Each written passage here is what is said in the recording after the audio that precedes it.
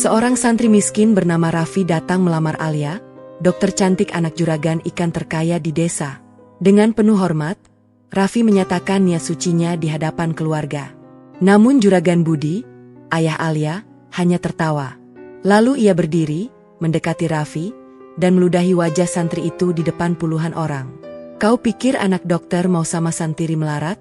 Lebih baik kau kawin sama lele di kolamku." Raffi pergi dengan ludah masih membasahi pipinya. Alia menangis di balik jendela. Tapi itu belum akhir. Kakak Alia mulai memfitnah Raffi sebagai pencuri. Saudaranya yang lain mengancam dengan surat pengacara. Dan mantan kekasih Alia, seorang polisi, kembali dengan pangkat baru. Raffi kehilangan pekerjaan, kehilangan nama baik, dan hampir kehilangan Alia. Tapi Raffi tidak pernah membalas. Ia hanya berdoa. Hingga satu malam, juragan Budi yang sombong itu jatuh sakit dan memanggil Raffi ke kamarnya sendirian. Apa yang akan dilakukan juragan Budi pada Raffi? Sebelum mulai ceritanya, coba sebutkan asal daerah kalian dari mana saat menonton video ini.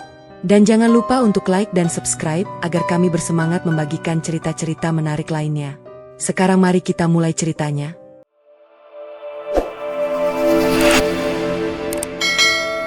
Matahari sore itu terik sekali di desa Manggung Sari. Hamparan kolam ikan memantulkan cahaya keemasan yang menyilaukan. Di tepi kolam paling ujung, seorang pemuda duduk bersila di atas batu besar. Ia mengenakan kopiok putih dan baju koko lusuh khas santri. Namanya Raffi. Ia baru saja selesai membersihkan saringan air kolam milik juragan Budi. Raffi bukan pegawai tetap. Ia hanya pemuda desa yang membantu merawat kolam sebagai bentuk bakti setelah ayahnya dulu pernah diberi pekerjaan oleh juragan Budi. Raffi menghela napas. Keringatnya bercucuran, membasahi kerah bajunya. Namun di sudut bibirnya, tersimpan senyum tipis. Sebab sore ini, ia dijadwalkan bertemu dengan seseorang yang membuat jantungnya berdegak tak biasa. Seseorang itu bernama Alia. Alia adalah dokter muda yang baru 1 tahun bertugas di puskesmas desa Manggung Sari. Ia anak bungsu dari juragan Budi, pemilik tambak ikan lele terbesar di kabupaten. Namun Alia tidak pernah hidup bergelimang harta. Sejak kecil, ibunya mengajarkan Alia untuk turun ke kolam, ikut memanen, dan melayani pembeli. Sikapnya sederhana, suaranya lembut, dan senyumnya mampu membuat pasien paling keras kepala sekalipun mau meminum obat. Raffi pertama kali bertemu Alia 3 bulan lalu. Saat itu wabah gatal menyerang belasan pekerja tambak. Alia datang dengan tas medis merah di punggungnya. Ia memeriksa satu persatu pekerja tanpa pilih kasih. Raffi yang saat itu sedang mengganti perban untuk kakek tua bernama Pak Darmo, tidak sengaja menumpahkan obat antiseptik ke lantai. Dengan sigap, Alia membantu Raffi membersihkannya. Lalu ia berkata, "Tidak apa-apa, yang penting niatnya membantu." Raffi hanya bisa mengangguk kaku. Saat itu juga, ada sesuatu yang tumbuh di dadanya. Rasa yang tidak bisa ia jelaskan dengan doa sekalipun. Sejak hari itu, Raffi sering datang ke puskesmas. Bukan untuk berobat. Ia datang untuk mengantarkan ikan segar hasil panen kecil dari kolam yang ia rawat sendiri. Kepala puskesmas sempat melarang, tapi Alia selalu membela Raffi. Ia tidak mengganggu. Ia hanya membantu, kata Alia. Perlahan, mereka mulai berbincang lebih dalam. Raffi bercerita tentang mimpinya membuka pesantren tahfiz kecil di desa. Alia bercerita tentang ibunya yang sudah meninggal karena gagal ginjal karena tidak ada akses cuci darah yang memadai di desa mereka dulu. Mereka saling mendengarkan. Mereka saling mengisi. Suatu malam, ketika Raffi mengantar Alia pulang melewati jembatan bambu di atas sungai, Alia berhenti tiba-tiba. Ia menatap Raffi lama. Lalu ia berkata dengan suara bergetar, "Raffi, selama ini aku merasa sendiri. Setelah ibu tiada, rumah rasanya hanya berisi atap dan tembok. Tapi sejak kau ada kehangatan yang hilang lama." Raffi terdiam. Angin malam membawa wangi tanah basah. Ia menggenggam erat tas kainnya. Lalu dengan suara parau, ia menjawab, "Alia, aku ini hanya santri miskin. Tidak punya tanah. Tidak punya tabungan. Tapi jika engkau izinkan, aku ingin menjagamu sampai akhir hayatku. Bukan karena belas kasihan, karena hatiku tenang hanya ketika dekat denganmu." Alia menangis, bukan karena sedih. Ia menangis karena selama ini tidak pernah ada lelaki yang berbicara padanya dengan ketulusan seperti Raffi. Tanpa pikir panjang, Alia mengangguk. "Jagalah aku juga akan menjagamu," bisiknya. Sejak malam itu, mereka sepakat untuk menyimpan hubungan ini rapat-rapat. Alia tahu persis bagaimana sikap ayahnya terhadap laki-laki miskin. Juragan Budi tidak pernah segan meludahi wajah pekerja yang meminta kenaikan upah. Ia juga sering menghina tetangga yang rumahnya bocor dan tidak mampu memperbaiki. Namun Alia percaya. Ia percaya bahwa cinta yang tumbuh dari ketulusan akan mampu menembus tembok kekayaan. 1 bulan berlalu. Raffi dan Alia semakin sering bertemu diam-diam. Mereka bertukar surat kecil melalui Pak Darmo, pekerja tua yang setia pada kebaikan. Surat-surat itu sederhana. Kadang berisi ayat pendek. Kadang berisi doa. Tidak pernah ada janji berlebihan. Hanya komitmen untuk saling menunggu. Hingga suatu pagi, Raffi mengambil keputusan besar. Ia akan melamar Alia secara resmi di hadapan Juragan Budi. Ia sudah berdiskusi dengan kiai di pesantren tempatnya mengaji. Kiai itu merestui asalkan Raffi siap menanggung risiko apapun. Raffi pun menyiapkan sepasang baju koko baru. Ia meminjam peci dari teman sekamar. Ia menyisir rambutnya rapi. Di dalam saku bajunya, tersimpan surat lamaran yang ditulis dengan tinta hitam di atas kertas bergaris. Sore itu, setelah waktu asar, Raffi melangkahkan kaki menuju rumah besar Juragan Budi. Rumah itu berdiri megah di atas bukit kecil dengan pagar besi tinggi dan 2 patung ikan lele raksasa di pintu gerbang. Dari kejauhan, Raffi sudah mendengar suara tawa Juragan Budi yang keras dan berat. Raffi berhenti di depan gerbang. Ia menarik napas panjang. Lalu ia berbisik pelan. "Allah, jika ini yang terbaik untuk kami, mudahkanlah jalannya." Ia menekan bel. Seorang pembantu tua membukakan pintu. Raffi menyebutkan namanya dan tujuannya. 5 menit kemudian, ia dipersilakan masuk ke ruang tamu yang luas. Juragan Budi duduk di kursi kayu jati dengan sandaran tinggi. Di sampingnya, Bima dan Sari sudah bersiap dengan raut wajah dingin. Alia belum terlihat. Namun di balik pintu dapur yang sedikit terbuka, bayangan gamis putih tampak bersembunyi. Raffi mengucapkan salam. Juragan Budi hanya mengangguk kecil tanpa membalas. Raffi lalu menyampaikan maksudnya dengan suara jelas, meskipun jantungnya berdebar luar biasa. "Saya Raffi bin Zakaria. Saya datang bukan dengan harta. Tapi saya datang dengan niat yang suci untuk meminang putri Bapak, Alia, untuk menjadi pendamping hidup saya." Ruangan menjadi hening. Saking heningnya, detak jarum jam dinding terdengar seperti pukulan genderang. Juragan Budi menatap Raffi dari ujung rambut hingga ujung sandal jepitnya. Lalu ia tertawa. Tawa yang panjang dan menyakitkan. "Kamu, santri miskin dari kolam belakang rumahku, berani melamar anakku, seorang dokter? Hahaha." Juragan Budi berdiri. Ia melangkah mendekati Raffi. Raffi tetap berdiri tegak meskipun lututnya terasa lemas. Juragan Budi berhenti tepat di hadapan Raffi. Ia meludah. Ludah itu mendarat tepat di pipi kanan Raffi, lalu menetes perlahan ke kerah bajunya. "Lebih baik kau kawin dengan Lele di kolam belakang sana," kata Juragan Budi dengan nada getir. "Sekarang keluar dari rumahku. Jangan pernah lagi tunjukkan wajahmu pada anakku." Raffi tidak membalas. Ia hanya memejamkan mata. Lalu dengan tangan yang sedikit gemetar, ia menyeka ludah di pipinya menggunakan ujung baju koko barunya. Raffi berbalik.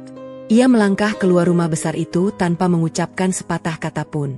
Di halaman, ia sempat menoleh ke jendela lantai 2.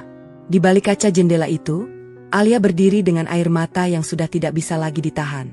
Keduanya saling pandang sekilas. Lalu Raffi tersenyum kecil. Ia melanjutkan langkahnya meninggalkan rumah megah yang tiba-tiba terasa begitu dingin. Malam itu, Raffi tidak tidur. Ia duduk di tepi kolam paling ujung. Di tempat yang sama saat ia pertama kali jatuh hati pada senyum seorang dokter desa. Bulan purnama bersinar terang. Tapi hatinya gelap gulita. Namun Raffi tidak menangis. Ia hanya berdoa. Ia yakin bahwa air ludah tidak lebih kejam dari hati yang dipenuhi dendam. Dan ia juga yakin bahwa Allah tidak akan menyia-nyiakan orang yang bersabar.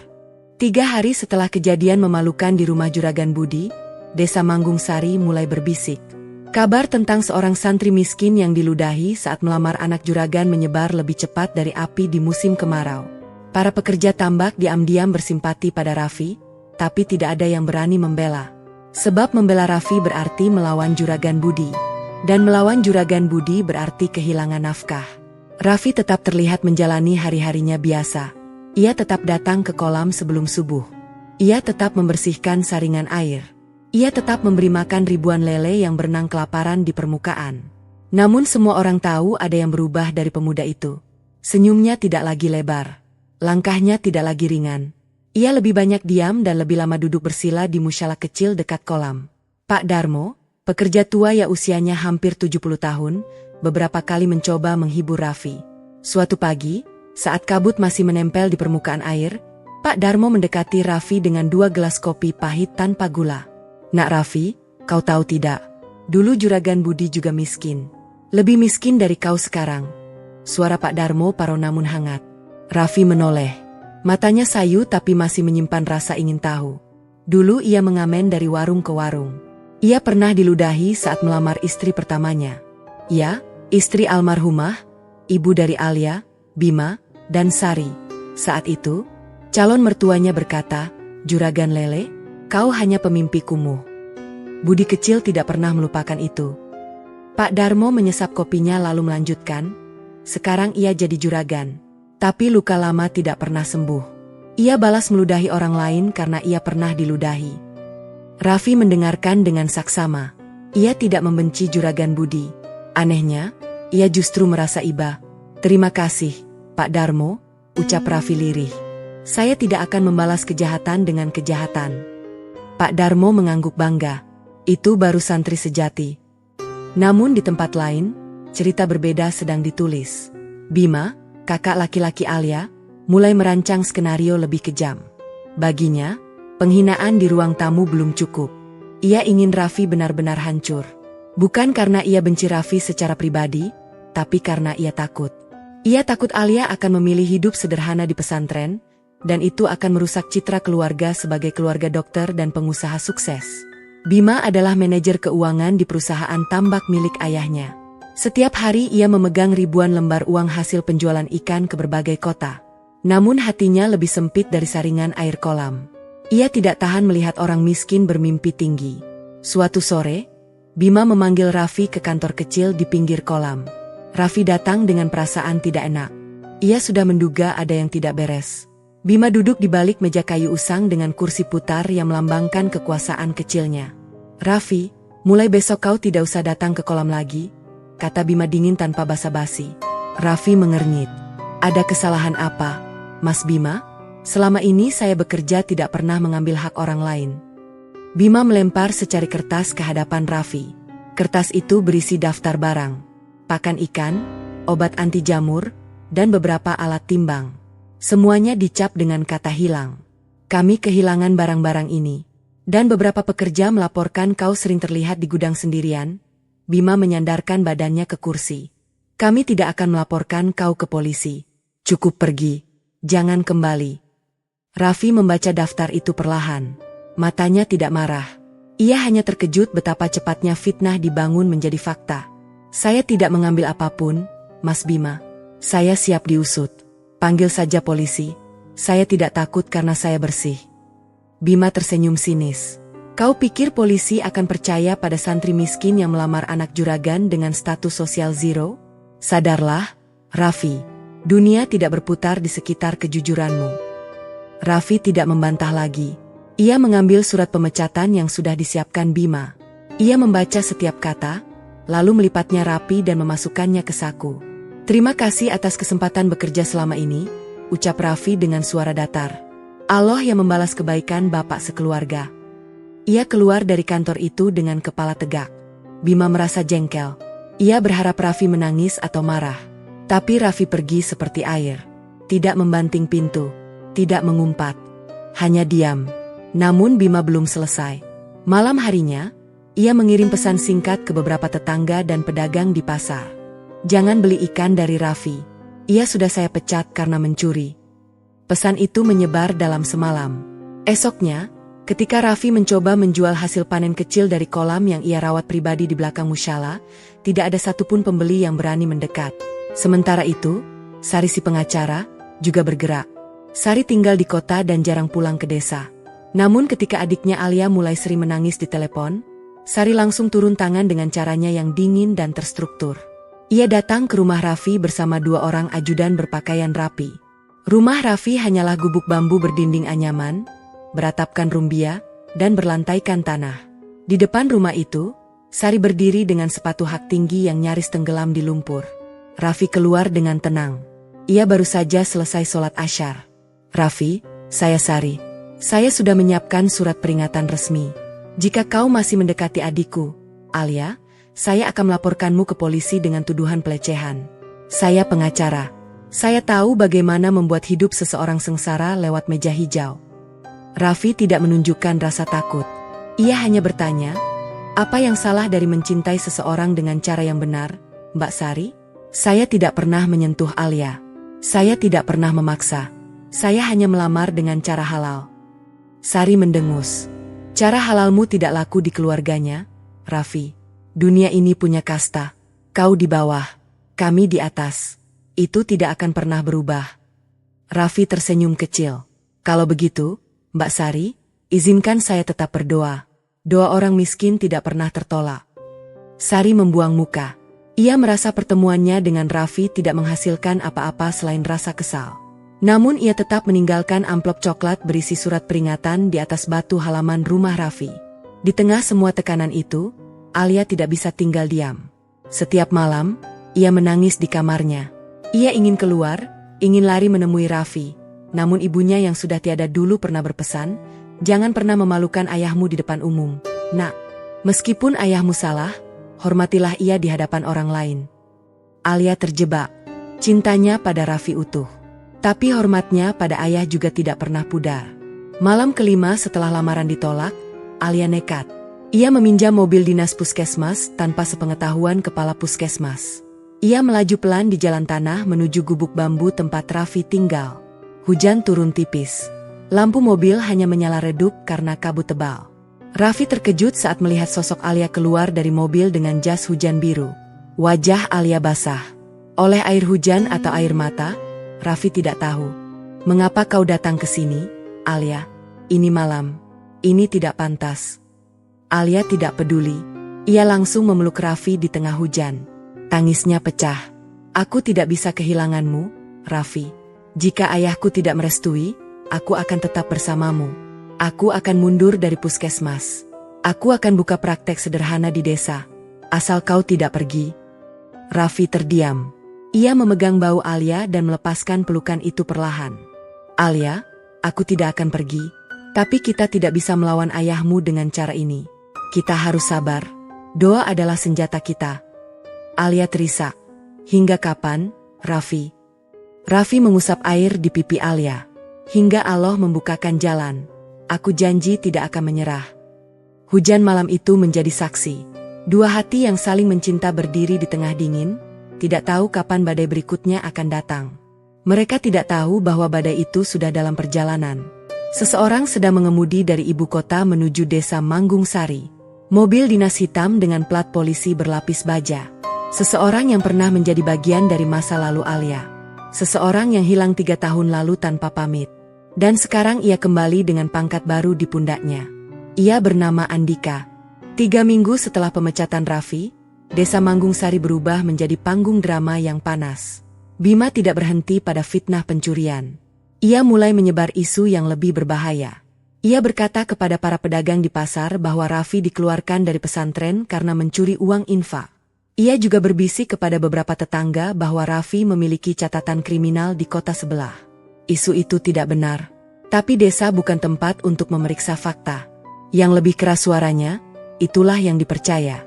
Raffi mendengar semua itu dari Pak Darmo yang masih setia menemuinya meskipun dilarang oleh Bima. Pak Darmo datang ke gubuk Raffi dengan nasi bungkus dan air kelapa muda. "Anak muda, aku sudah tua. Aku tahu kau tidak mencuri. Aku tahu kau bukan penjahat. Tapi aku hanya satu orang. Melawan arus sungai besar tidak akan membuat air berhenti mengalir." Raffi menerima nasi bungkus itu dengan tangan bersyukur. "Tidak apa-apa, Pak Darmo. Biarkan mereka bicara. Saya hanya perlu bertahan." Pak Darmo menggeleng. "Yang aku takutkan bukan omongan mereka. Yang aku takutkan adalah Bima. Anak muda itu tidak punya hati. Ia bisa melakukan apa saja untuk melindungi gengsi keluarganya." Malam itu juga, Pak Darmo terbukti benar. Bima mengirim 3 orang preman bayaran ke gubuk Raffi. Mereka tidak memukul, tidak juga merusak. Tapi mereka berdiri di depan pintu Raffi selama berjam-jam dengan wajah bengis. "Pergi dari desa ini dalam 3 hari," kata salah satu preman. "Jika tidak, kami akan membuat hidupmu lebih sengsara dari ini." Raffi duduk di dalam gubuknya. Lampu minyak yang menyala redup membuat bayangannya menari di dinding bambu. Ia membaca surat Yasin pelan-pelan. Ia tidak takut. Tapi ia lelah. Bukan lelah fisik. Lelah hati karena kebaikan yang ia tebarkan selama ini seolah tidak berarti apa-apa di depan status sosial. Di sisi lain desa, di dalam rumah megah yang sama, Alia hidup dalam penderitaan yang berbeda. Kamarnya menjadi penjara yang nyaman. Juragan Budi menyita ponsel Alia. Ia juga melarang Alia pergi ke puskesmas tanpa dikawal Bima. Alasan yang diberikan kedengaran mulia, menjaga keselamatan anak dokter dari orang jahat. Tapi Alia tahu persis siapa orang jahat itu menurut versi ayahnya. Orang jahat itu bernama Raffi. Santri miskin yang tidak pernah menyakitinya 1 detik pun. Suatu malam, ketika semua orang di rumah sudah tertidur, Alia berhasil mengambil ponsel lamanya yang disimpan di laci lemari ruang keluarga. Ia menyalakan ponsel itu dengan jantung berdegup kencang. Ada 2 pesan dari Raffi. Keduanya belum terbaca. Pesan pertama berbunyi, "Aku baik-baik saja. Jangan khawatir. Doakan aku." Pesan kedua berbunyi, "Aku tidak akan meninggalkan desa ini sebelum engkau tidak lagi membutuhkanku. Aku janji." Alia menangis dalam diam. Ia ingin membalas pesan itu, tapi tangannya gemetar. Ia tahu jika Bima atau Sari mengetahui komunikasi ini, Raffi akan mendapat masalah yang lebih besar. Ia hanya mengetik 1 kalimat, "Aku menunggumu. Aku tidak akan menikah dengan siapapun selain kamu." Ia mengirim pesan itu, lalu menghapus jejaknya. Ponsel itu ia letakkan kembali di laci. Ia kembali ke kamar dengan perasaan hangat di dadanya, meskipun seluruh tubuhnya terasa dingin oleh ketakutan. Keesokan harinya, seorang tamu tak terduga datang ke rumah Juragan Budi. Mobil dinas hitam dengan plat polisi berlapis baja berhenti tepat di depan pagar besi rumah. Seorang pria keluar dari mobil. Tinggi, berkulit sawo matang, berambut pendek, dan mengenakan seragam polisi dengan pangkat ajun komisaris besar polisi di pundaknya. Namanya Inspektur Andika, mantan tunangan Alia yang 3 tahun lalu pergi tanpa pamit. Saat itu Alia masih menjadi mahasiswa kedokteran di Jakarta. Andika adalah pacar pertamanya. Mereka hampir bertunangan. Tapi suatu malam, Andika menghilang. Tidak ada pesan, tidak ada telepon. Hanya kabar dari teman Andika bahwa ia diterima di pendidikan inspektur polisi di Papua dan memutuskan untuk memutus hubungan tanpa sempat berpamitan. Alia patah hati saat itu. Butuh 2 tahun baginya untuk bisa tersenyum lagi. Dan ketika ia sudah mulai percaya lagi pada cinta lewat Raffi, Andika muncul kembali dengan seragam baru dan pangkat yang membuat siapapun di desa ini membungkuk hormat. Juragan Budi menyambut Andika dengan mata berbinar. Ini adalah tamu yang ia nanti-nantikan. Sebab Sari, yang menjadi pengacara korporasi, sudah memberitahu ayahnya bahwa Andika adalah mantan tunangan Alia yang kini menjadi perwira polisi muda dengan masa depan cemerlang. "Mas Andika, mari masuk. Mari masuk." "Aduh, tidak tahu saya kalau ada anggota polisi hebat yang mau berkunjung ke rumah sederhana saya," kata Juragan Budi dengan suara penuh kegembiraan yang dibuat-buat. Andika tersenyum ramah. Ia membawa bingkai besar berisi bunga mawar merah. Juga membawa kotak kue kering dari toko termahal di kota. "Ini hanya oleh-oleh kecil, Pak Budi. Maaf baru bisa berkunjung setelah 3 tahun. Saya banyak urusan di Papua. Tapi sekarang saya sudah dimutasikan ke Polres Kabupaten. Tugas baru saya di sini." Juragan Budi tertawa bahagia. "Bagus, bagus. Berarti kita akan sering bertemu." Alia yang dari kejauhan melihat Andika, merasa darahnya mendidih. Bukan karena masih cinta, tapi karena kemunculan Andika di saat ia sedang berjuang mempertahankan cintanya pada Raffi, terasa seperti tamparan kedua setelah ludah ayahnya. Alia memilih diam di kamar. Ia tidak turun menyambut. Sari dan Bima turun menggantikan. Mereka bertiga bersama Juragan Budi berbincang akrab dengan Andika. Di ruang tamu itu, Sari membuka percakapan yang sudah direncanakan. "Mas Andika, sekarang sudah pangkat ajun komisaris besar. Luar biasa. Alia masih sendiri loh sampai sekarang. Tidak ada yang mau mendekati. Mungkin karena standarnya terlalu tinggi." Andika tertawa kecil. "Alia perempuan hebat. Wajar jika standarnya tinggi." Bima menimpali. "Mas Andika, Apa tidak kepikiran untuk melanjutkan apa yang dulu tertunda? Juragan Budi ikut nimbrung. Saya dengar Mas Andika belum menikah. Benar itu? Andika mengangguk. Benar, Pak. Belum ada yang cocok. Mungkin Allah simpan yang terbaik untuk sekarang. Mata Juragan Budi berbinar. Ia sudah membayangkan Alia bersanding dengan polisi berpangkat. Rumah tangga dokter dan perwira polisi. Status sosial yang tak akan pernah bisa diberikan oleh santri miskin seperti Raffi. Namun Andika tidak sebodoh yang mereka kira. Di balik senyum ramahnya, ia membawa misi lain yang tidak diketahui siapapun. Ia tahu tentang korupsi dana desa yang melibatkan Juragan Budi. Pekerjaan tambak ikan Juragan Budi dibangun dengan uang bantuan pemerintah untuk peternak kecil. Itu fakta yang sudah dikumpulkan Andika selama setahun di Papua, melalui sumber yang tidak terduga. Andika tidak datang untuk meminang Alia. Ia datang untuk menyelidiki. Tapi ketika ia melihat Alia masih secantik dulu, dan ketika ia tahu Alia sekarang jatuh hati pada seorang santri miskin, ada rasa lain yang tumbuh di dadanya. Bukan cinta, iri. Iri pada Raffi yang tanpa pangkat dan tanpa uang bisa memiliki hati seorang dokter cantik yang dulu sempat ia sia-siakan. Andika memutuskan untuk bermain dua kaki. Di depan Juragan Budi, ia berpura-pura tertarik meminang Alia. Di belakang, ia akan menghancurkan Raffi dengan cara apapun. 2 minggu berlalu, Andika sering datang ke rumah Juragan Budi. Ia membawakan Alia buku-buku kedokteran langka. Ia juga menyumbang alat kesehatan untuk puskesmas. Seluruh desa mulai berbisik bahwa Alia akan segera bertunangan dengan polisi tampan itu. Alia tidak bisa berkata apa-apa. Setiap ia mencoba menolak, Juragan Budi akan mengamuk. Kau pilih santri miskin daripada perwira polisi? Apa kau tidak waras, Alia?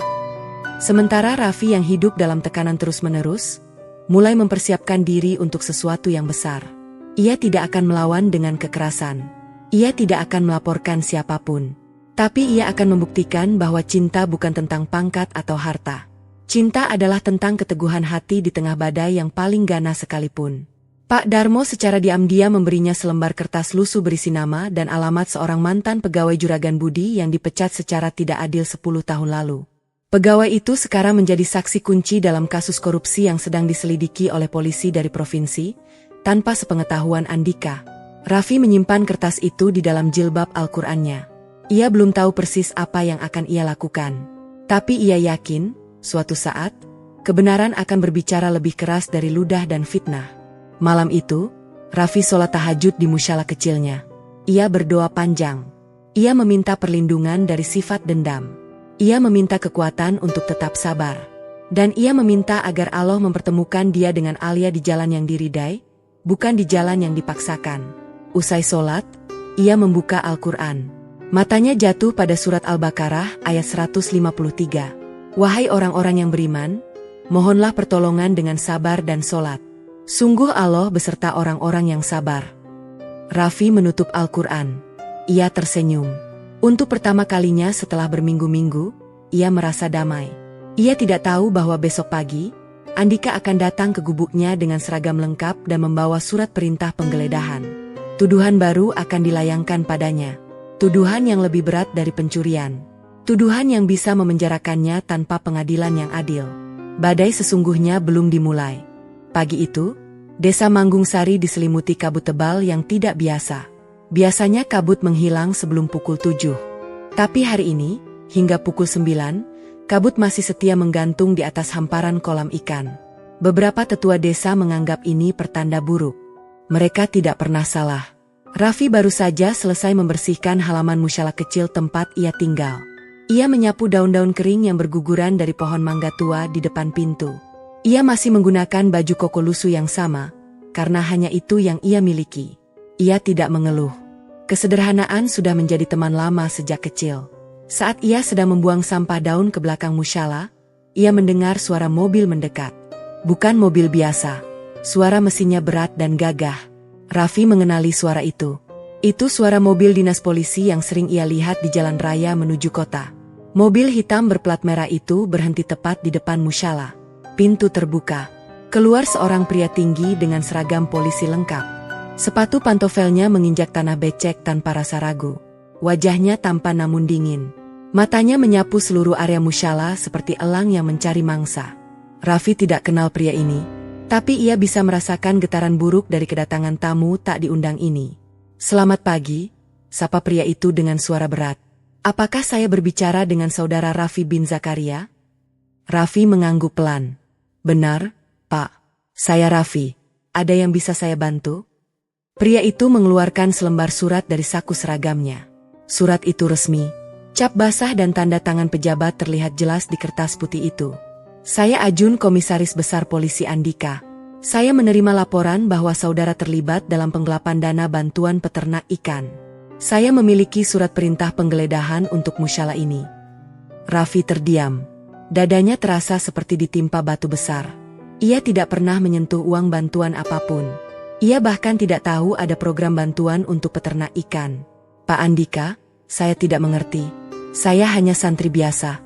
Saya tidak pernah terlibat dengan dana apapun." Andika tersenyum tipis. Senyum yang tidak menghangatkan apapun. "Itu akan kita buktikan nanti. Untuk sekarang, saya minta saudara duduk di teras dan tidak menghalangi tim saya." Dari dalam mobil, keluar 2 orang polisi berseragam coklat. Mereka membawa tas karet hitam dan kamera. Tanpa basa-basi, mereka masuk ke dalam musyalah. Raffi hanya bisa duduk di teras dengan hati berdebar. Penggeledahan itu berlangsung sekitar 30 menit. Para polisi membuka lemari kayu Raffi yang hanya berisi 2 setel baju dan 1 sarung. Mereka membuka setiap halaman Al-Quran. Mereka memeriksa setiap sudut musyalah yang sempit itu. Dan di sela-sela penggeledahan, Andika berdiri di depan Raffi dengan tangan di saku. Ia menatap Raffi lama. Lalu ia berkata dengan suara pelan, hampir berbisik. "Kau Raffi, ya? Santri yang berani melamar Alia." Raffi menatap balik Andika. "Benar, Pak. Saya mencintai Alia dengan cara yang halal." Andika tertawa kecil. "Cinta? Kau tahu, Raffi, aku juga dulu mencintai Alia. 3 tahun lalu, aku hampir menikahinya. Tapi aku memilih karir. Aku pergi ke Papua. Aku tinggalkan dia menangis di stasiun kereta." Raffi tidak menjawab. Ia hanya mendengarkan. "Sekarang aku kembali. Dengan pangkat. Dengan kekuasaan. Dan Alia masih sendiri. Aku pikir aku bisa mengambilnya kapan saja. Tapi lalu muncul kau. Santri miskin yang tidak punya apa-apa. Dan ia memilih kau. Ia memilih kau di atas aku." Suara Andika mulai naik. "Itu tidak bisa aku terima, Raffi. Aku tidak akan pernah bisa menerima bahwa lelaki seperti kau bisa memiliki apa yang tidak pernah benar-benar aku miliki." Raffi menghela napas. "Pak Andika, cinta bukan soal kekuasaan. Cinta bukan soal siapa yang lebih kuat. Cinta adalah saat kita rela mengorbankan ego kita demi kebahagiaan orang yang kita cintai." Andika mengepalkan tangannya. "Jangan mengajari aku tentang cinta, santri. Aku sudah cukup belajar dari kehidupan." Penggeledahan selesai. Para polisi keluar dengan tangan hampa. Mereka tidak menemukan apapun yang mencurigakan di musyalah kecil itu. Bahkan tidak ada 1 lembar uang pun yang ditemukan, karena Raffi memang tidak punya uang. Tapi Andika tidak pulang dengan tangan kosong. Saat berbalik meninggalkan musyalah, ia melempar kalimat pedas. "Hari ini kau selamat, Raffi. Tapi aku punya banyak cara untuk membuat hidupmu sengsara tanpa harus memenjarakanmu. Aku akan memastikan Alia tidak akan pernah bersamamu. Dengan atau tanpa restu ayahnya." Andika masuk ke mobil dan pergi bersama rombongannya. Debu jalanan beterbangan meninggalkan Raffi yang masih duduk di teras dengan 1000 tanya. Mengapa laporan tentang penggelapan dana itu muncul tiba-tiba? Siapa yang melaporkannya? Dan bagaimana Andika bisa mendapatkan surat penggeledahan dalam waktu singkat? Pak Darmo yang melihat kejadian dari balik rumpun bambu segera mendekati Raffi. Wajah tua itu pucat. "Nak Raffi, kau harus hati-hati. Andika tidak datang ke sini untuk menegakkan keadilan. Ia datang untuk menghancurkanmu. Aku dengar dari keponakanku yang kerja di kantor polisi, Andika punya koneksi dengan pejabat kabupaten. Surat penggeledahan itu dibuat dalam 1 malam. Itu tidak normal." Raffi mengusap wajahnya dengan telapak tangan. "Apa yang harus saya lakukan, Pak Darmo? Saya tidak punya kuasa. Saya tidak punya uang untuk menyewa pengacara. Saya hanya punya doa." Pak Darmo menggenggam pundak Raffi. "Kau punya kebenaran, nak. Itu lebih kuat dari kuasa dan uang. Tapi kebenaran butuh saksi. Dan saksi butuh perlindungan." Pak Darmo kemudian menceritakan rahasia besar yang selama 10 tahun ia pendam sendirian. Dulu, Juragan Budi membangun tambak ikannya bukan dengan uang sendiri. Ia mendapat dana bantuan dari pemerintah untuk program pemberdayaan peternak kecil. Tapi Juragan Budi memalsukan laporan. Ia membuat daftar nama penerima bantuan palsu, mencairkan uangnya, lalu membangun tambak pribadi yang megah. Seluruh pekerja yang tahu soal ini dipecat satu persatu. Pak Darmo selamat karena ia diam. Dan Andika tahu soal ini, nak. Tapi ia tidak akan menuntut Juragan Budi. Ia akan menggunakan informasi ini untuk memeras Juragan Budi. Dan imbalannya adalah Alia. Malam itu, di rumah megah Juragan Budi, suasana berbeda. Andika datang lagi. Kali ini bukan dengan seragam polisi, tapi dengan kemeja batik rapi dan celana bahan hitam. Ia membawa surat lamaran resmi. Juragan Budi menerima surat itu dengan tangan gemetar bahagia. Mas Andika, ini kehormatan bagi keluarga kami. Sari dan Bima duduk di samping ayahnya dengan senyum puas. Mereka sudah tahu rencana Andika. Mereka juga tahu bahwa Andika mengetahui rahasia gelap keluarga mereka. Tapi mereka memilih untuk tidak peduli, selama Andika mau menikahi Alia dan menutup kasus korupsi itu untuk selamanya. Alia dipaksa turun ke ruang tamu. Ia berdiri di hadapan Andika dengan wajah pucat. Ia menatap surat lamaran di atas meja. Ia menatap ayahnya yang tersenyum lebar. Ia menatap saudara-saudaranya yang penuh kemenangan. Lalu ia menatap Andika, lelaki yang pernah meninggalkannya tanpa pamit, dan sekarang kembali bukan karena cinta tapi karena dendam dan ambisi. Aku tidak akan menikah denganmu, Andika, kata Alia dengan suara lirih namun tegas. Seluruh ruangan mendadak hening. Juragan Budi berdiri dari kursinya. Apa katamu, Alia? Alia menatap ayahnya. Ayah, aku tahu semua rencana ini. Aku tahu soal dana bantuan. Aku tahu Andika memeras ayah. Aku tahu Bima dan Sari hanya takut masa depan mereka hancur jika skandal ini terbuka. Tapi aku tidak akan menjadi tumbal untuk menyelamatkan bisnis yang dibangun di atas kebohongan. Sari memukul meja. Kurang ajar kau, Alia. Kau lebih memilih santai miskin daripada menjaga nama baik keluarga. Bima menambahkan, kau lupa siapa yang membiayai kuliah kedokteranmu. Alia menangis. Aku tidak lupa. Tapi aku juga tidak lupa bahwa ibu mengajarkanku untuk jujur. Ibu tidak akan pernah bangga melihat kita seperti sekarang. Andika yang sejak tadi diam, akhirnya berbicara. Alia, kau pilihannya sederhana. Nikah denganku, atau aku buka semua kasus ini ke publik. Ayahmu akan masuk penjara. Bima dan Sari akan kehilangan segalanya. Dan Raffi? Kau pikir Raffi akan bertahan jika keluarganya hancur karena kau? Masyarakat desa akan mengucilkan kau, bukan keluarganya. Alia terdiam. Ancaman Andika bukan mainan. Ia pengacara dan polisi yang berpengalaman. Ia tahu persis bagaimana menghancurkan seseorang tanpa menyentuh fisik mereka. Alia berlari ke kamarnya. Ia menangis sekeras-kerasnya di atas bantal basah. Ia ingin menelepon Raffi, tapi ponselnya sudah disita Bima sejak seminggu lalu. Ia ingin lari dari rumah, tapi pintu kamarnya dikunci dari luar.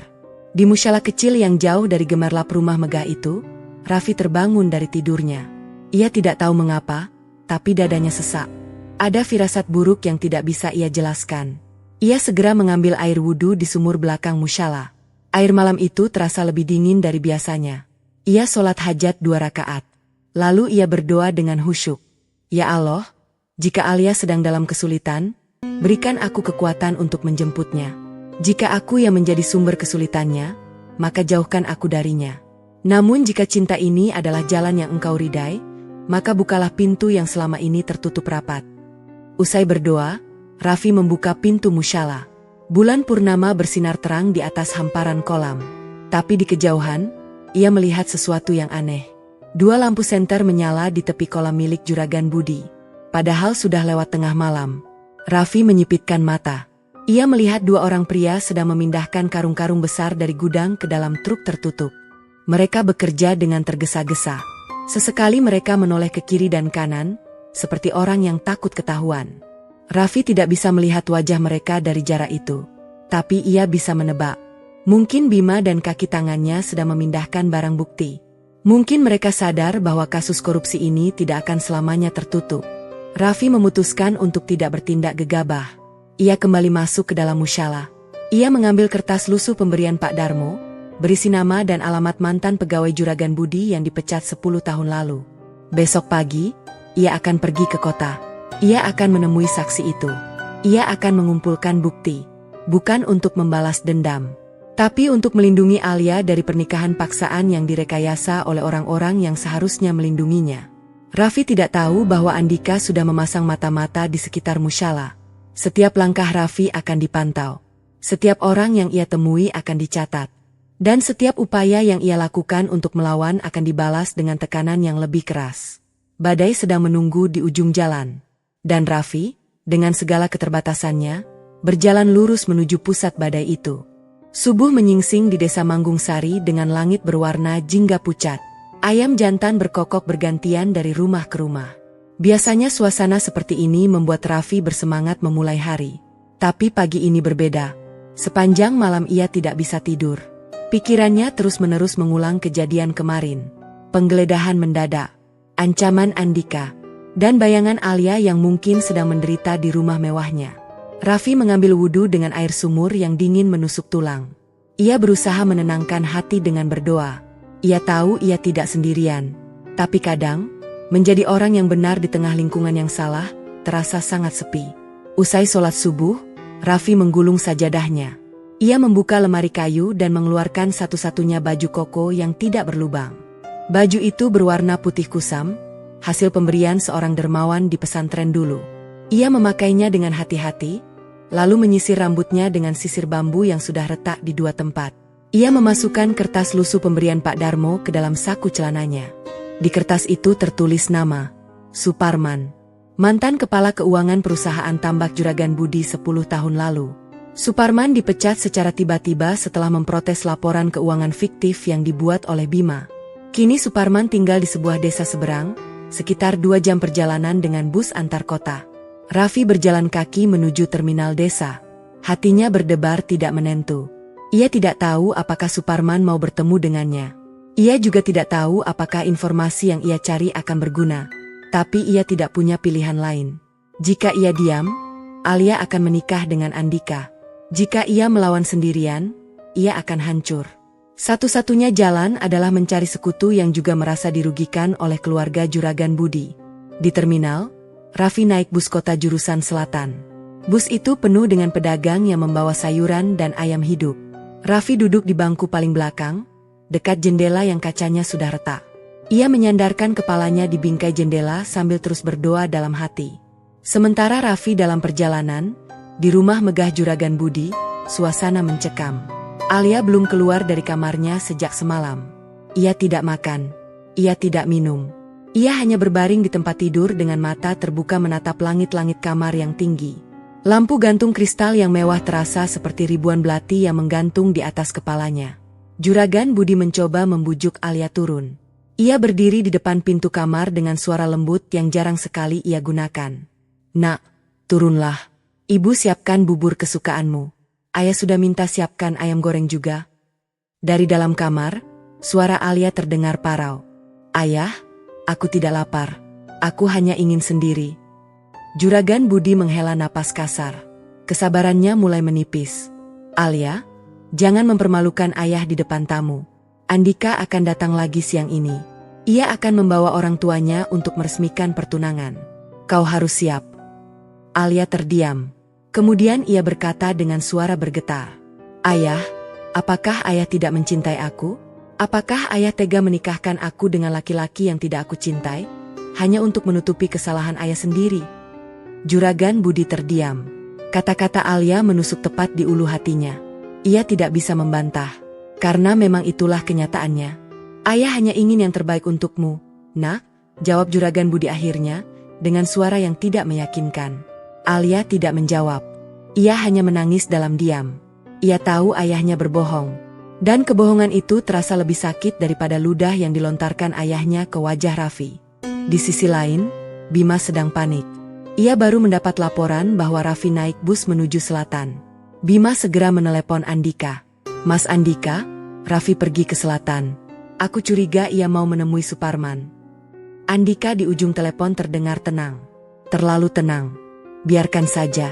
Aku sudah pasang orang di rumah Suparman. Jika Raffi sampai di sana, ia akan dicegat. Dan ia akan mendapat pelajaran yang tidak akan pernah ia lupakan." Bima gelisah. Tapi Mas, kalau Suparman bicara, semuanya bisa hancur. Andika tertawa kecil. Suparman sudah aku beli. Ia tidak akan bicara. Aku punya rekaman percakapan dengan anaknya yang sedang kuliah di Bandung. Suparman akan diam, atau anaknya yang akan diam selamanya. Bima menghela napas lega. Ia lupa bahwa Andika bukan polisi biasa. Andika adalah polisi yang tahu persis bagaimana menggunakan informasi sebagai senjata paling mematikan. Di dalam bus, Raffi tidak tahu bahwa ia sedang berjalan ke dalam perangkap. Ia terus membaca Al-Quran kecil yang selalu ia bawa di saku bajunya. Setiap ayat yang ia baca memberinya ketenangan. Ia ingat nasihat Kiai di pesantren dulu. Jangan takut pada manusia, nak. Takutlah hanya pada Allah.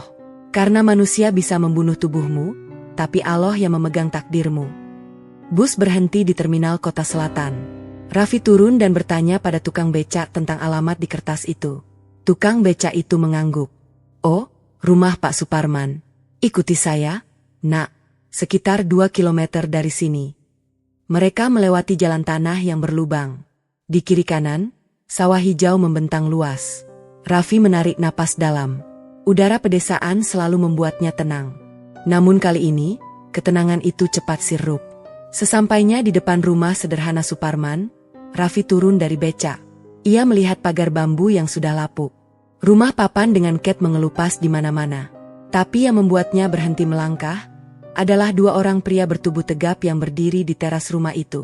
Mereka bukan polisi, tapi postur mereka seperti preman bayaran. Salah satu dari mereka mendekati Raffi. Kamu Raffi? Raffi mengangguk. Benar, saya ingin bertemu Pak Suparman. Pria itu tersenyum sinis.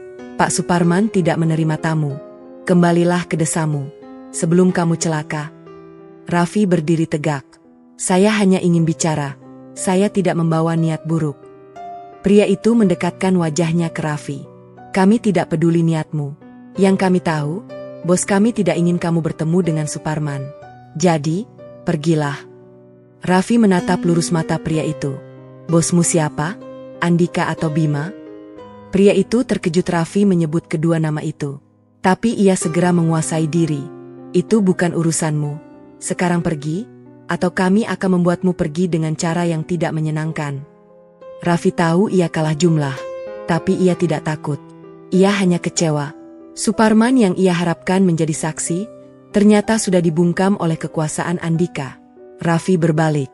Ia berjalan kembali ke arah terminal dengan perasaan berat. Di tengah jalan, ia bertemu dengan seorang perempuan parubaya yang sedang menjemur pakaian di halaman rumahnya. Perempuan itu memanggil Raffi. Nak, kamu cari Pak Suparman, ya? Raffi mengangguk. Benar, Bu, tapi ia tidak mau bertemu saya. Perempuan itu mendekat. Suaranya berbisik. Pak Suparman tidak ada di rumah. Ia sudah dibawa orang ke hotel di kota sejak kemarin. Istri dan anaknya tidak boleh bicara dengan siapapun. Aku tetangganya. Aku kasihan melihat mereka. Raffi tercengang. Dibawa ke hotel? Oleh siapa, Bu? Perempuan itu menggeleng. Aku tidak tahu. Tapi mobil yang menjemput Pak Suparman plat polisi. Dan pengemudinya polisi juga. Semoga kamu berhasil, nak. Pak Suparman orang baik. Ia hanya takut. Raffi mengucapkan terima kasih pada perempuan itu. Ia melanjutkan perjalanan pulang dengan hati yang lebih berat dari sebelumnya. Buktinya tidak semakin dekat, justru semakin jauh. Sementara Raffi gagal menemui Suparman, Alia diam-diam menyusun rencana. Ia sudah tidak bisa mengandalkan ayah atau saudara-saudaranya. Satu-satunya orang yang bisa ia andalkan adalah dirinya sendiri. Ketika Sari lengah dan meninggalkan kunci kamar tergantung di pintu, Alia mengambilnya dengan cepat. Ia membuka pintu kamarnya, lalu melesat ke dapur. Ia mengambil pisau dapur kecil dan menyelipkannya di balik gamisnya. Bukan untuk melukai orang lain, tapi untuk melukai dirinya sendiri jika terpaksa. Alia lebih baik mati daripada menikah dengan Andika.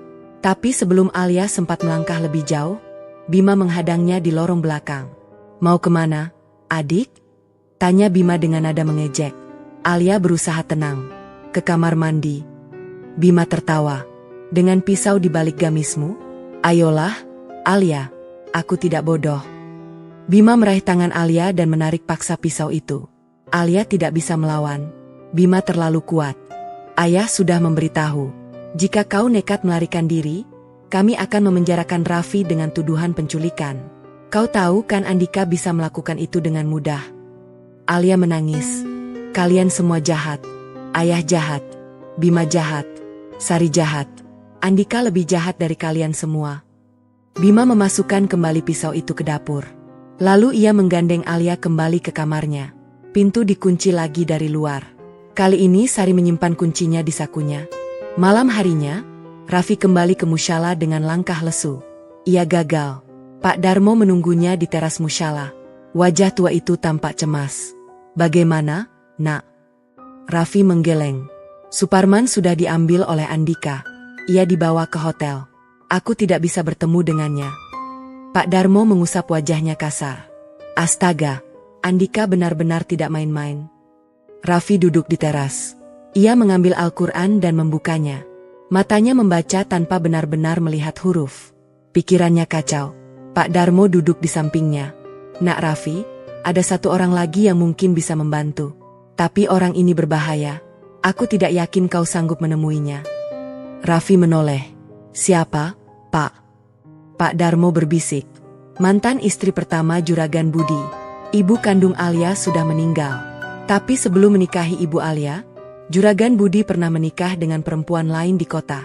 Perempuan itu tahu banyak tentang awal mula bisnis Juragan Budi. Ia juga punya dokumen-dokumen lama yang disimpan di brankas pribadinya. Raffi tercengang. Juragan Budi pernah menikah sebelum ibu Alia? Pak Darmo mengangguk. Ya, perempuan itu bernama Minah. Ia ditinggalkan Juragan Budi setelah bisnis tambak mulai maju. Juragan Budi menikahi ibu Alia karena keluarga ibu Alia kaya dan punya tanah luas. Minah dibuang seperti sampah. Raffi merasa kepalanya pusing. Begitu banyak rahasia yang selama ini tertutup rapi di balik rumah megah Juragan Budi. Di mana alamat Minah sekarang, Pak? Pak Darmo mengeluarkan selembar kertas kecil dari sakunya. Ini alamatnya. Tapi hati-hati, nak. Minah dendam pada Juragan Budi. Ia bisa memanfaatkanmu untuk balas dendam. Jangan sampai kau terperangkap dalam dendam orang lain. Raffi menerima kertas itu. Ia memandanginya lama. Lalu ia berkata, aku tidak akan menggunakan dendam, Pak. Aku hanya ingin kebenaran. Biarlah kebenaran yang berbicara. Pak Darmo menepuk pundak Raffi. Semoga Allah melindungimu, nak. Semoga Allah melindungi kalian berdua. Malam semakin larut. Raffi bersimpuh di atas sajadahnya. Ia menangis. Bukan karena takut, tapi karena rindu. Rindu pada Alia yang tidak bisa ia lihat. Rindu pada senyum yang dulu selalu ia sapa di puskesmas. Rindu pada masa-masa sederhana ketika cinta masih semudah tersenyum di jembatan bambu. Ia tidak tahu bahwa besok pagi, Juragan Budi akan mengumumkan pertunangan Alia dengan Andika ke seluruh desa melalui pengeras suara masjid. Dan ia tidak tahu bahwa Alia, di kamarnya yang terkunci itu, sudah mulai memotong sprei dengan pisau silet yang ia sembunyikan di bawah bantal. Alia tidak akan menikah dengan Andika, dengan atau tanpa pertolongan. Fajar menyingsing perlahan di desa Manggung Sari. Kabut tipis masih setia menyelimuti hamparan kolam ikan yang membentang luas di belakang rumah Juragan Budi. Suasana sunyi hanya dipecahkan oleh suara air yang mengalir dari saringan ke saringan. Namun di balik kesunyian itu, ada sesuatu yang bergerak. Sesuatu yang tidak terlihat oleh mata, tapi terasa oleh hati yang peka. Pak Darmo sudah bangun sejak jam 3 pagi. Pekerja tua itu tidak bisa tidur semalaman. Pikirannya terus tertuju pada Raffi dan Alia. Dua anak muda yang dicintainya seperti anak sendiri meskipun tidak ada ikatan darah. Pak Darmo tidak punya keluarga. Istrinya meninggal 10 tahun lalu. Anak satu-satunya pergi merantau ke pulau lain dan tidak pernah kembali. Sejak itu, Pak Darmo mengabdikan hidupnya pada kolam ikan milik Juragan Budi. Bukan karena ia setia pada majikan, tapi karena kolam itu adalah satu-satunya tempat ia bisa bernapas tanpa dihakimi. Namun beberapa hari terakhir, Pak Darmo mulai menyadari sesuatu yang mengganggu jiwanya. Ia melihat Bima dan beberapa pekerja baru memindahkan karung-karung besar dari gudang ke truk setiap malam. Karung-karung itu berisi pakan ikan. Tapi pakan ikan tidak perlu dipindahkan di tengah malam dengan lampu senter yang menyala hanya seperlunya. Itu tidak masuk akal. Pak Darmo memutuskan untuk menyelidiki sendiri. Malam ketiga setelah Raffi gagal menemui Suparman, Pak Darmo bersembunyi di balik rumpun bambu dekat gudang utama. Ia membawa ponsel jadul pemberian keponakannya. Ponsel itu hanya bisa merekam video dengan kualitas buruk, tapi cukup untuk merekam bukti. Dari balik bambu, Pak Darmo melihat Bima bersama 3 orang pekerja baru membuka gudang. Mereka mengangkat karung-karung yang bertuliskan pakan ikan. Tapi ketika salah satu karung robek, isinya bukan pelet ikan. Isinya adalah berkas-berkas kertas. Banyak kertas. Beberapa di antaranya bergaris seperti laporan keuangan. Pak Darmo tidak bisa membaca detail dari jarak itu, tapi ia bisa menebak.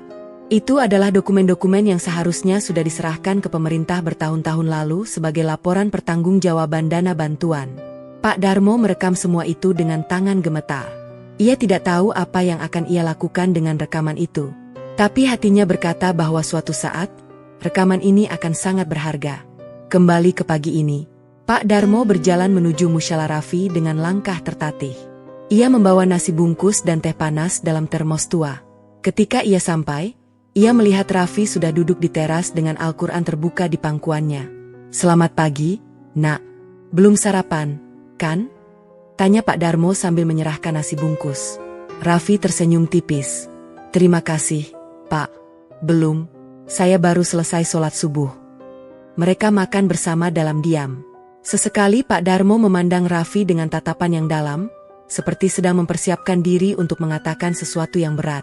Setelah nasi habis dan teh dituang ke dalam 2 gelas plastik bekas, Pak Darmo akhirnya membuka suara. "Nak Raffi, aku punya sesuatu yang harus kau lihat." Raffi mengernyit. "Apa itu, Pak?" Pak Darmo mengeluarkan ponsel jadulnya. Dengan jari yang kaku karena usia, ia membuka folder video dan memutar rekaman malam 3 hari lalu. Raffi menonton dengan saksama. Ia melihat Bima dan 3 pekerja lain memindahkan karung-karung. Ia melihat karung yang robek dan isinya yang bukan pelet ikan. Ini rekaman dari gudang utama 3 hari lalu. Malam-malam mereka pindahkan dokumen. "Aku curiga itu berkas korupsi dana bantuan." Raffi menelan ludah. "Pak Darmo, ini bukti yang sangat berbahaya. Jika Bima tahu kau merekam ini, kau bisa celaka." Pak Darmo tertawa kecil. "Aku sudah tua, Nak. Apalagi yang bisa mereka ambil dariku? Nyawaku? Biarlah. Lebih baik mati sebagai saksi kebenaran daripada hidup 100 tahun sebagai pengecut." Raffi memegang tangan Pak Darmo. "Pak, saya tidak tega kalau sesuatu terjadi pada Bapak." Pak Darmo menggeleng. "Jangan khawatirkan aku. Kita harus pikirkan bagaimana caranya agar rekaman ini sampai ke tangan orang yang tepat. Bukan Andika. Andika justru bagian dari konspirasi ini.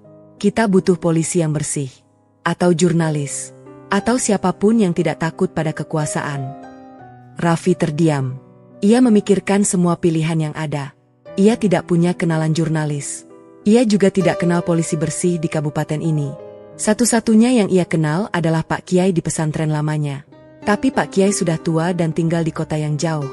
"Pak, saya akan pergi ke pesantren. Saya mau minta petunjuk Kiai. Beliau punya banyak koneksi dengan lembaga bantuan hukum di kota. Mungkin mereka bisa membantu." Pak Darmo mengangguk. "Bagus. Tapi kau harus hati-hati. Bima mungkin sudah memasang mata-mata di mana-mana. Jangan sampai mereka tahu rencana kita." Raffi memasukkan ponsel Pak Darmo ke dalam saku celananya setelah berhasil menyalin rekaman itu melalui Bluetooth ke ponsel pinjaman dari Pak Darmo. Ponsel pinjaman itu kecil dan tidak menarik perhatian.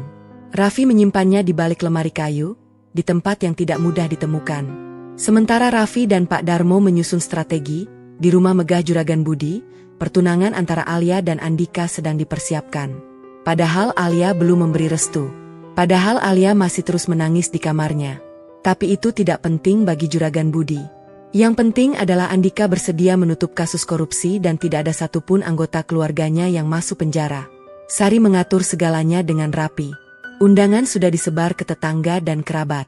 Catering dari kota sudah dipesan. Dekorasi bunga sudah dipasang di halaman rumah. Semua berwarna putih dan emas. Mewah, tapi hampa.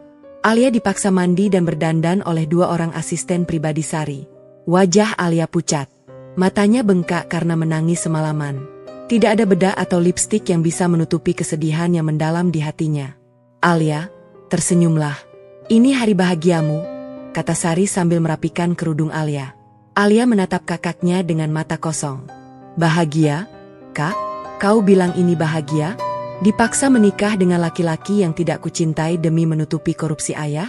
Itu bahagia menurut versi siapa? Sari mendengus. Jangan lebay, Alia. Semua orang melakukan ini. Pernikahan karena koneksi, karena bisnis, karena status. Itu sudah biasa. Cinta bisa datang belakangan. Alia tertawa getir. Cinta datang belakangan? Seperti cinta ayah pada ibu? Atau seperti cinta Bima pada istrinya yang terus ia selingkuhi?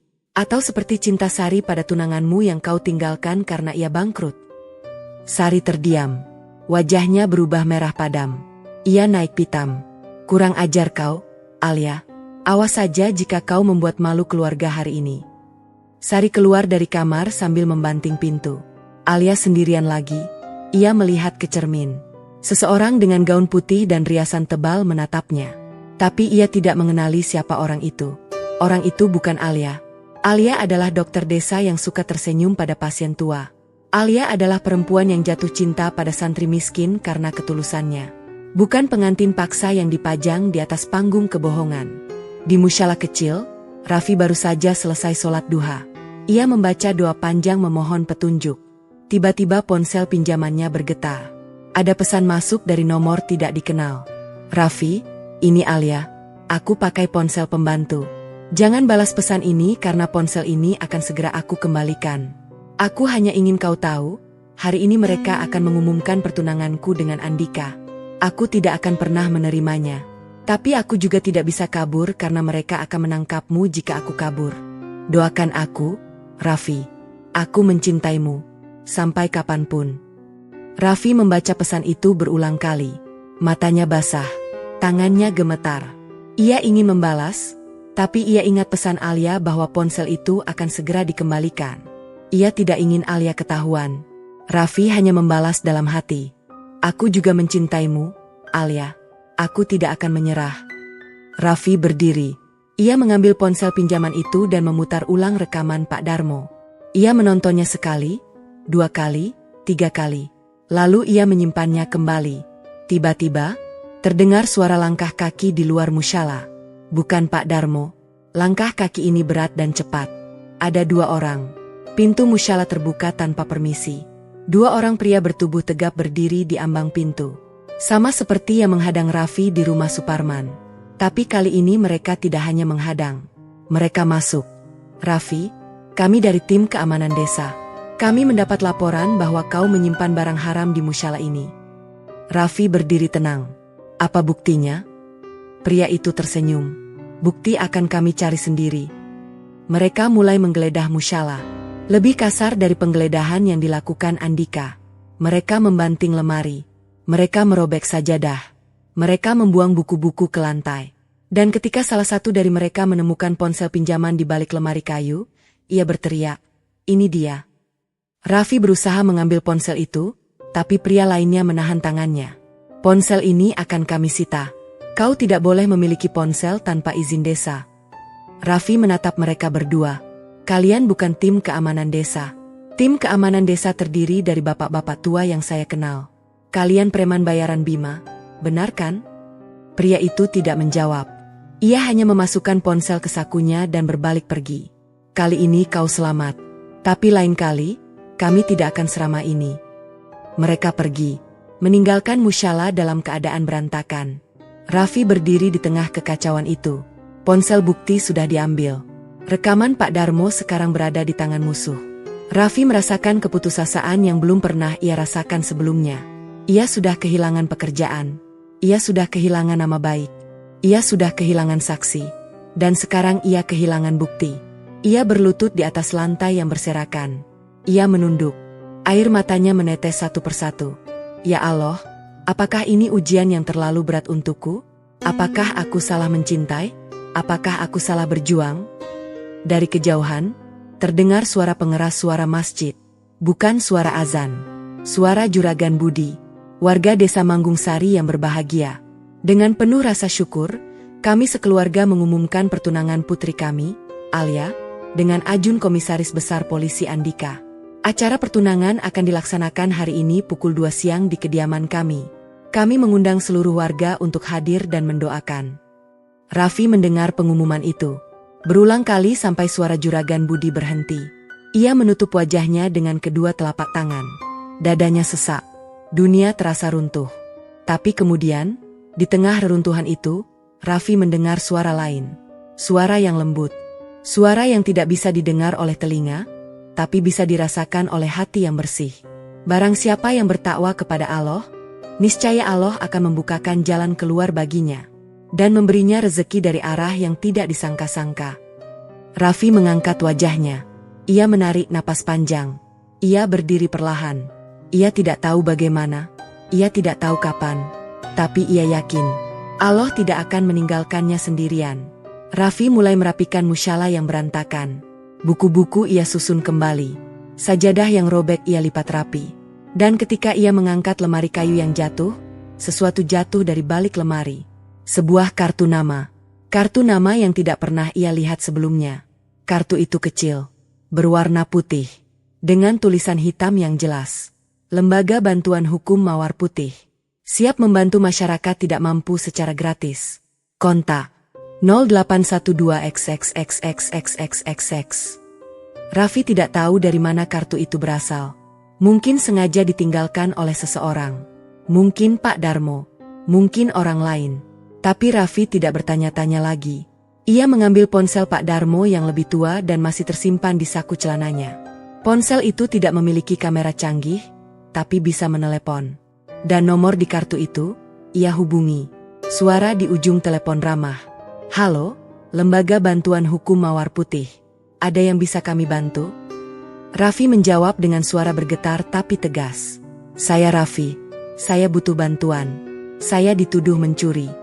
Saya dituduh menggelapkan dana. Padahal saya tidak melakukan apapun. Dan hari ini, tunangan saya akan dipaksa menikah dengan laki-laki lain karena alasan yang tidak benar. Suara di telepon terdiam sesaat. Lalu menjawab, "Di mana lokasi Anda, Raffi? Kami akan kirim tim hari ini juga." Raffi memberikan alamat desa Manggung Sari.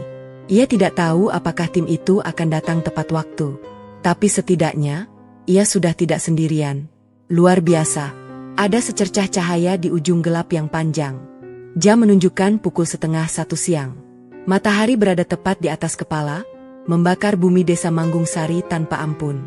Namun panas terik itu tidak sebanding dengan panasnya suasana di rumah megah Juragan Budi.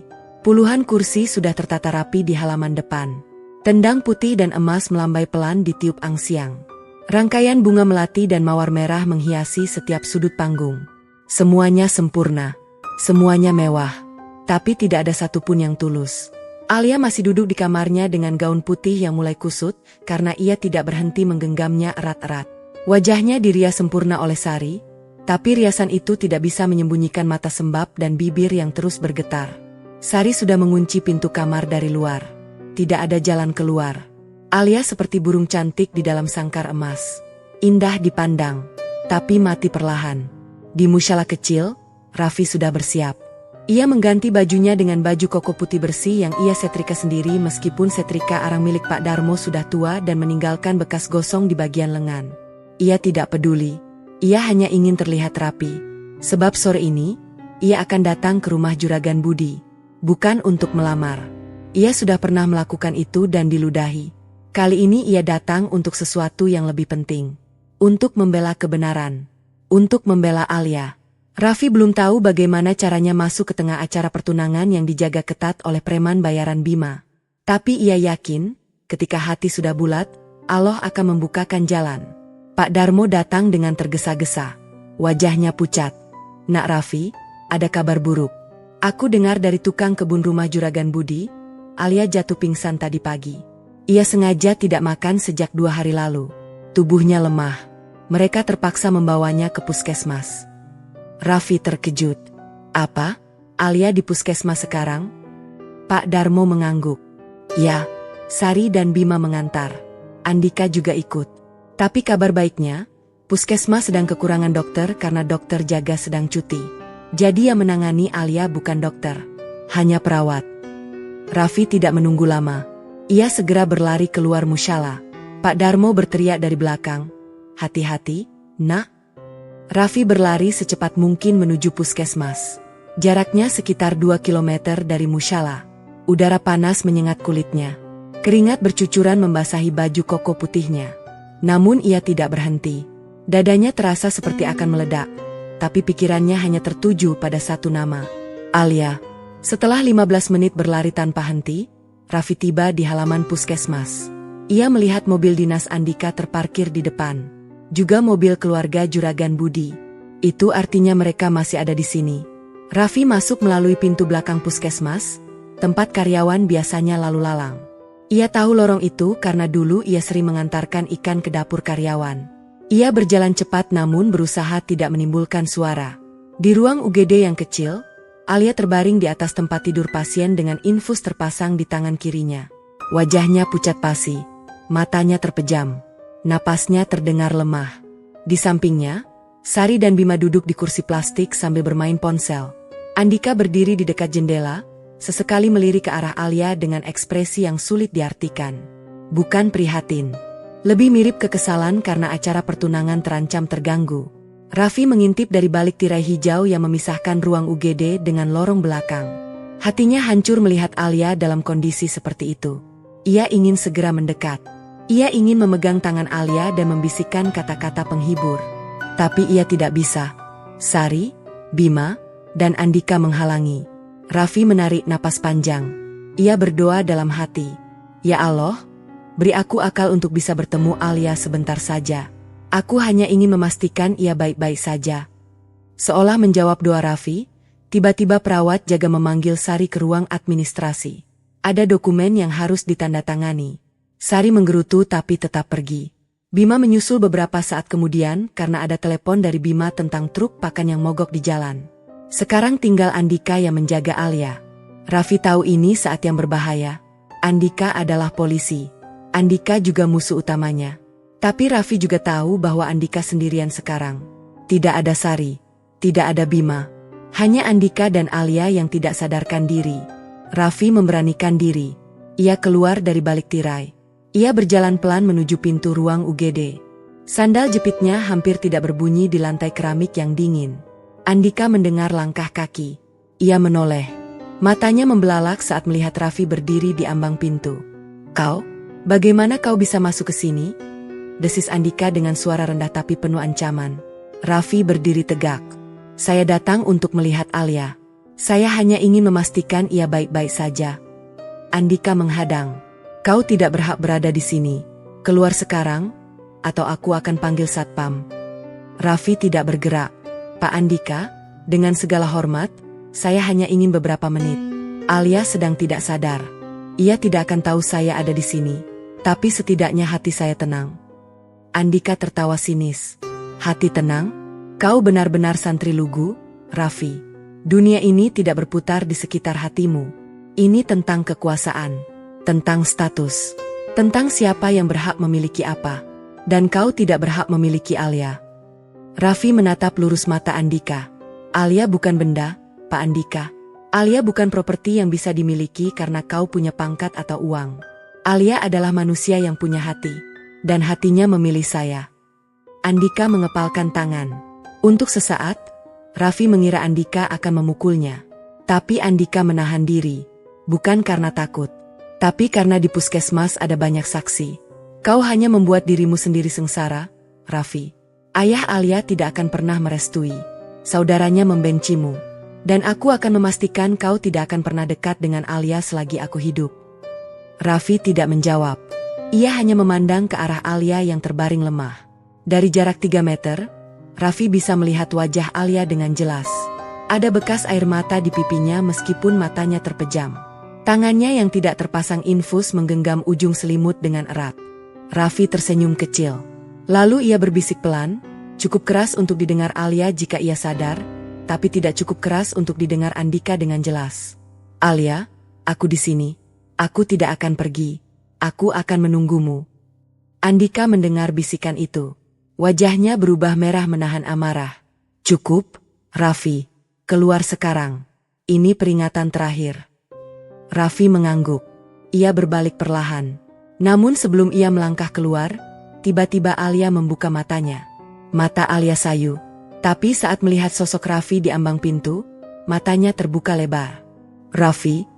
Suaranya hampir tidak terdengar. Lemah, tapi jelas. Raffi berhenti. Ia menoleh.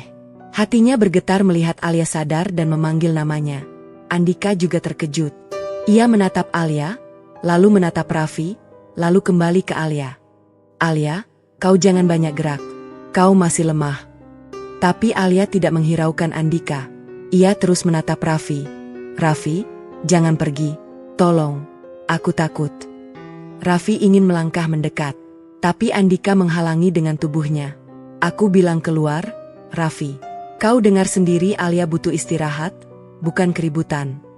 Dari lorong, terdengar suara langkah kaki Sari dan Bima yang mulai kembali. Raffi tahu waktunya habis. Ia tidak bisa bertemu Alia lebih lama. Raffi menatap Alia untuk yang terakhir kalinya. Lalu ia berkata dengan suara yang dalam dan penuh keyakinan.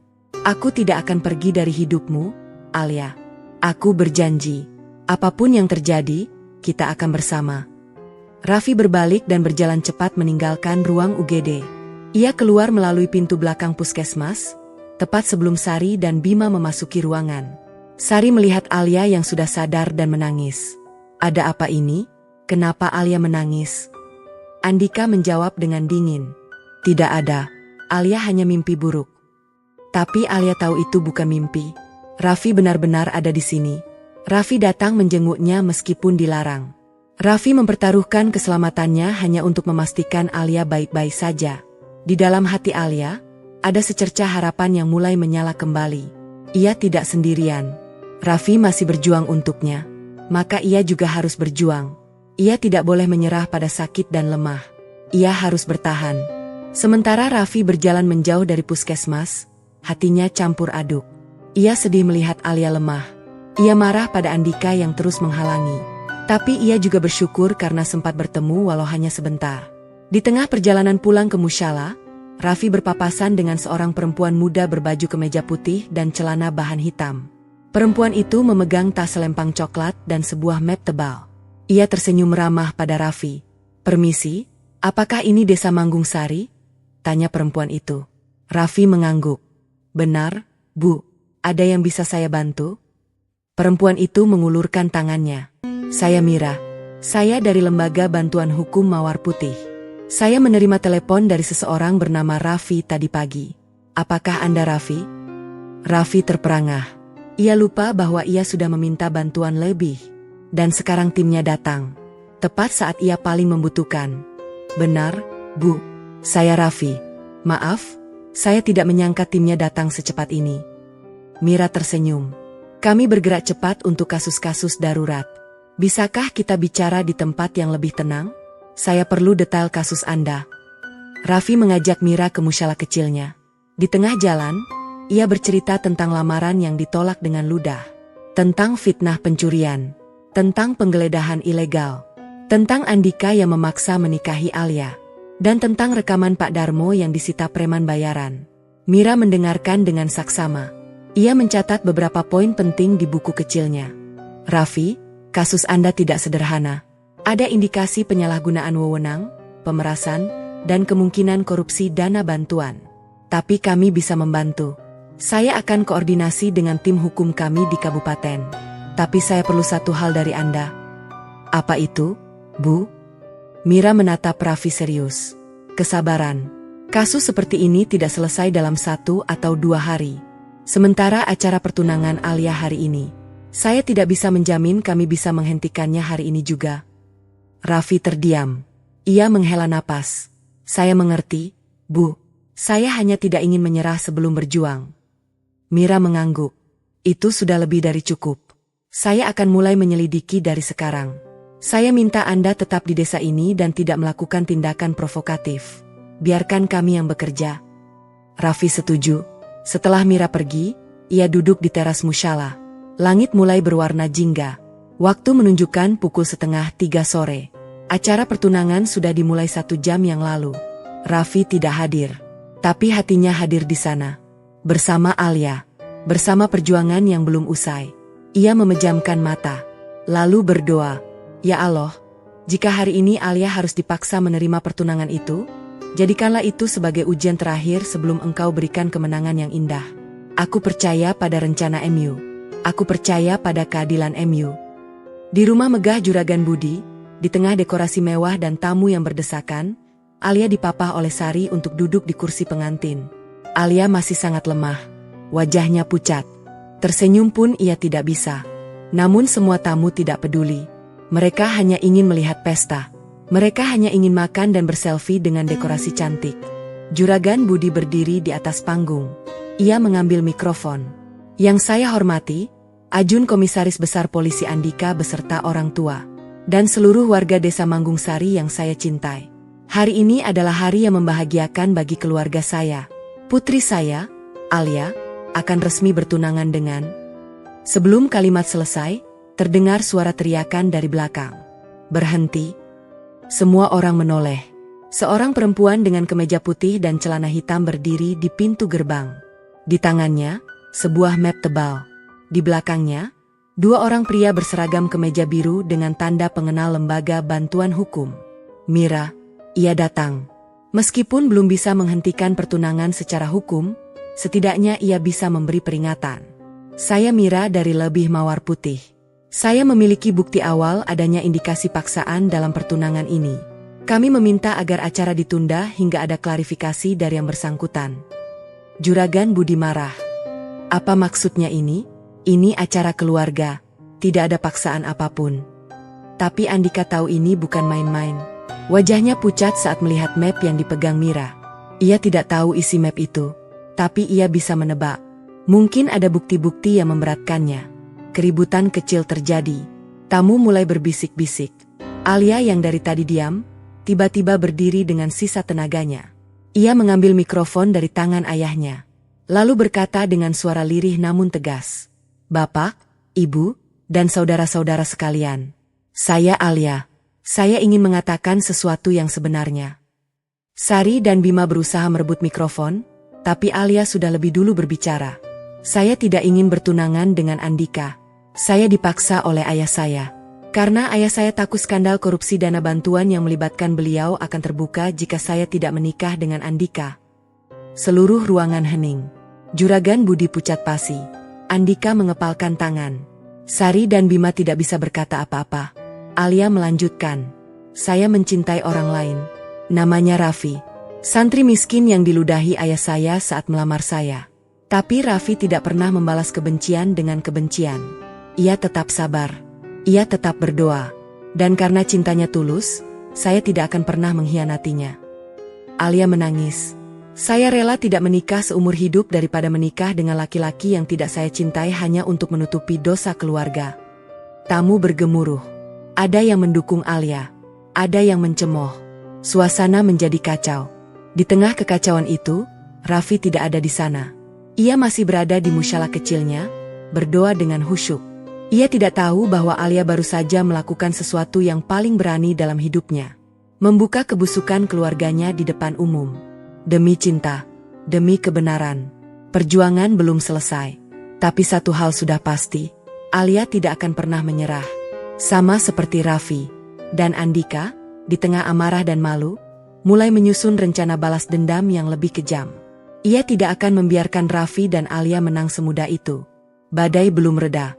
Justru baru akan datang yang paling dahsyat.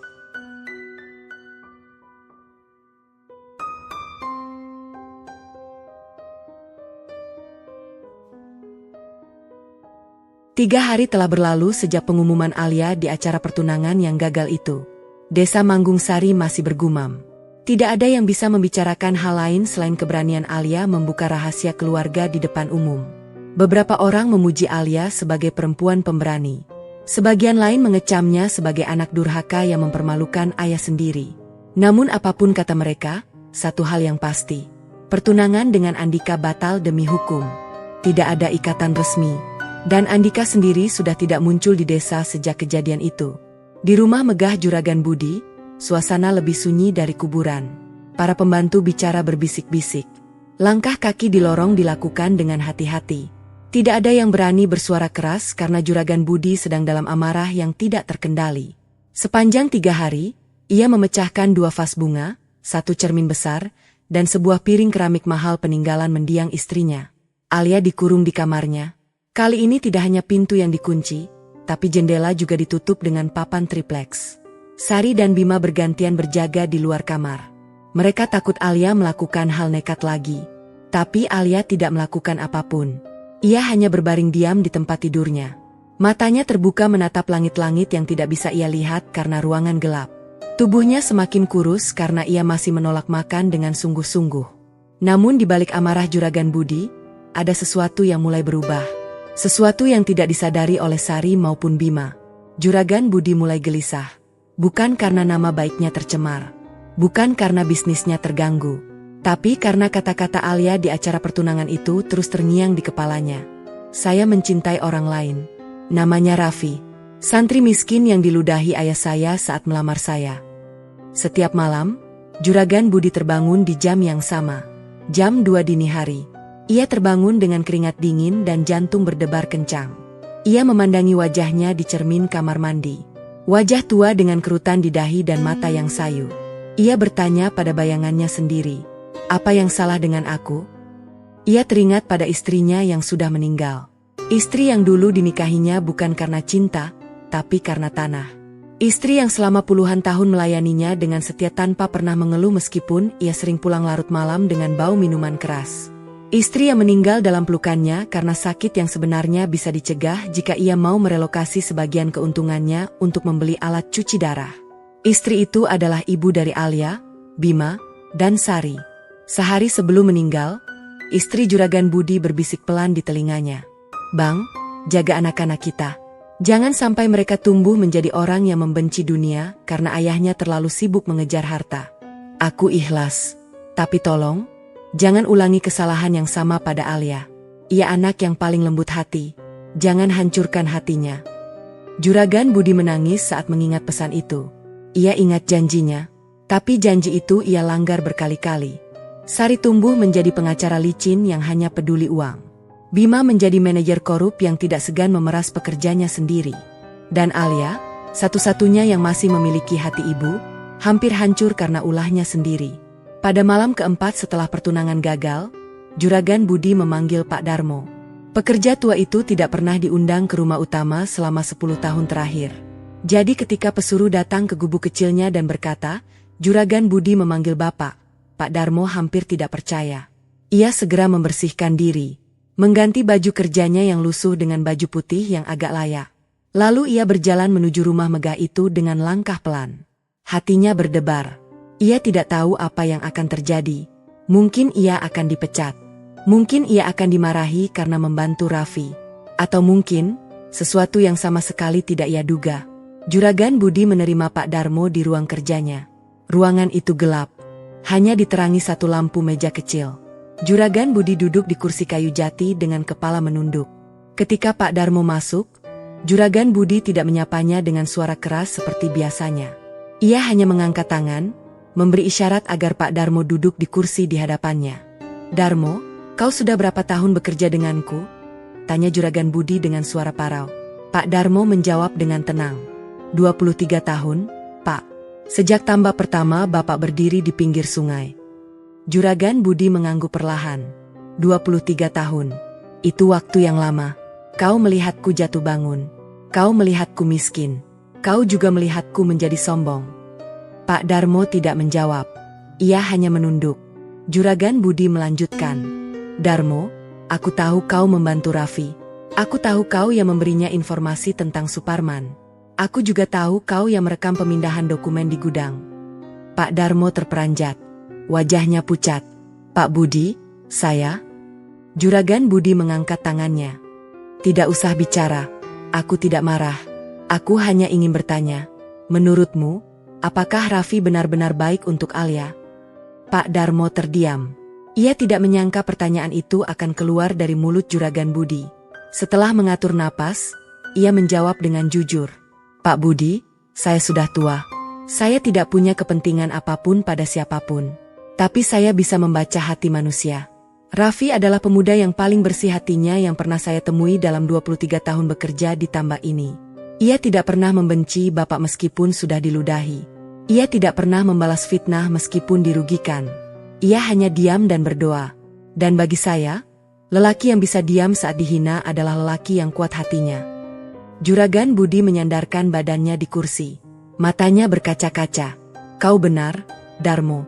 Selama ini aku sibuk melindungi egoku. Aku lupa bahwa kebahagiaan Alia lebih penting dari status sosial keluarga.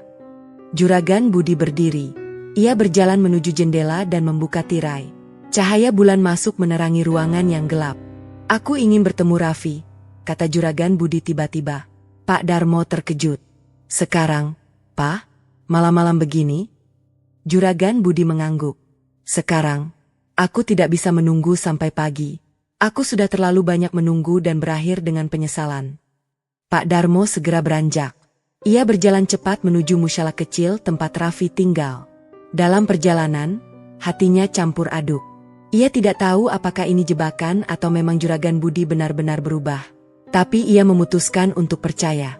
Sebab bagaimanapun, Juragan Budi tetaplah manusia. Dan manusia bisa berubah. Di musyalah kecil, Raffi baru saja selesai sholat Isya. Ia sedang membaca Al-Quran dengan khusyuk ketika Pak Darmo datang tergopoh-gopoh. Nak Raffi, cepat. Juragan Budi memanggilmu. Raffi menutup Al-Qurannya. Memanggil saya? Sekarang? Malam-malam begini? Pak Darmo mengangguk. Ia bilang ingin bertemu denganmu. Aku tidak tahu maksudnya. Tapi wajahnya berbeda. Ia tidak marah. Ia justru tampak sedih. Raffi berdiri. Ia merapikan bajunya. Ia mengambil peci dan memakainya. Lalu ia berkata pada Pak Darmo. Baik, Pak. Saya akan datang.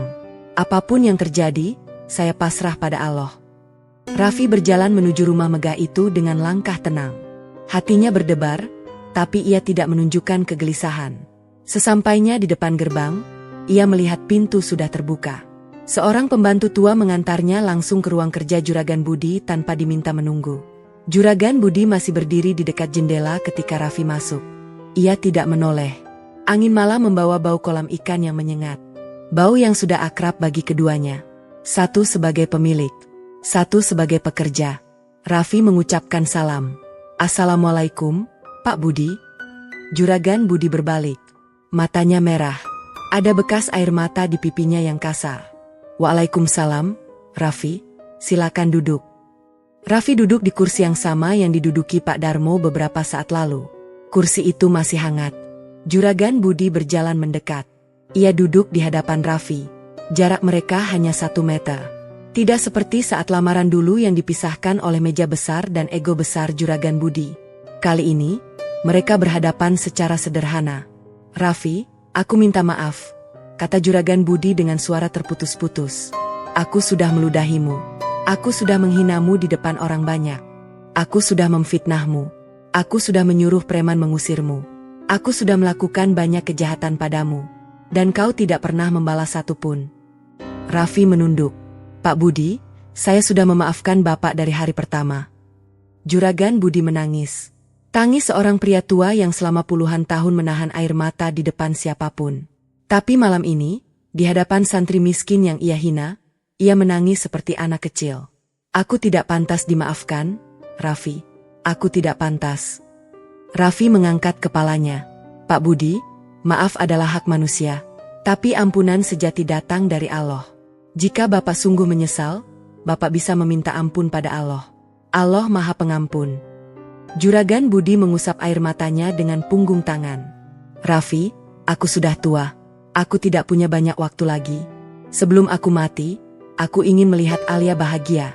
Dan aku tahu, satu-satunya yang bisa membuatnya bahagia adalah kau. Raffi terdiam. Dadanya sesak.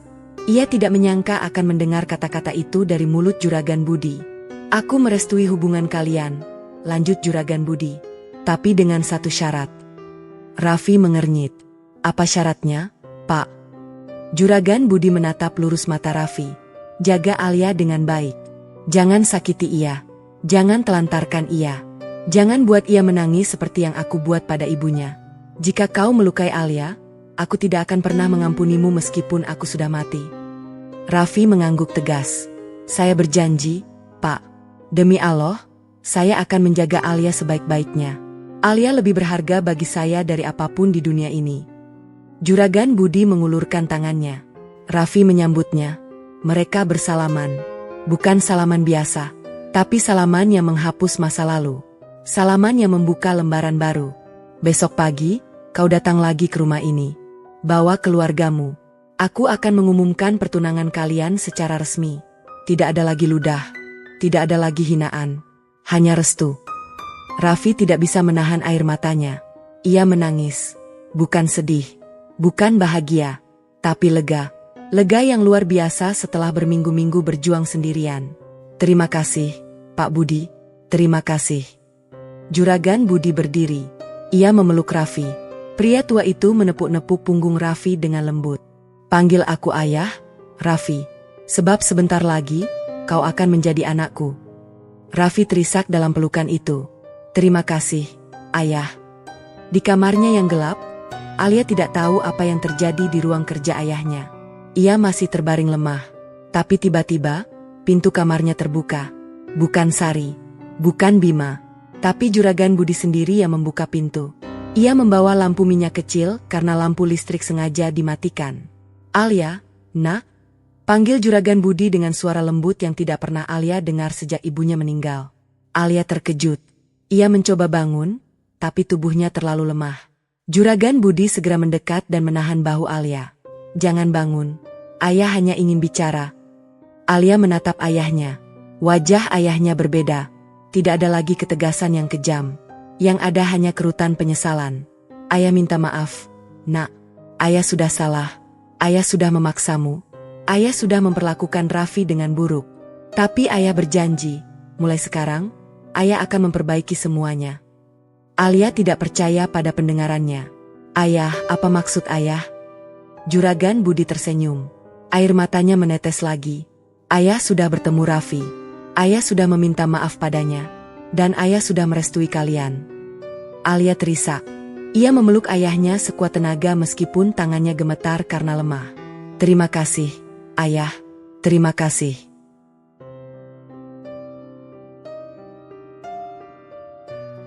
Juragan Budi mengusap rambut Alia. Besok, kita akan mengumumkan pertunangan kalian. Dan ayah akan membantumu menjadi lebih sehat untuk hari bahagiamu. Malam itu, untuk pertama kalinya dalam seminggu, Alia tersenyum. Senyum yang tulus. Senyum yang sudah lama hilang. Namun di kegelapan malam yang sama, di sebuah hotel di kota, Andika sedang merencanakan sesuatu. Ia tidak akan membiarkan Raffi menang. Ia tidak akan membiarkan Alia bahagia dengan pria lain. Ia seorang polisi. Ia punya kekuasaan. Dan ia akan menggunakan kekuasaan itu untuk menghancurkan mereka berdua, dengan restu atau tanpa restu. Ia mengangkat telepon. Bima, besok pagi kumpulkan semua bukti palsu tentang Raffi.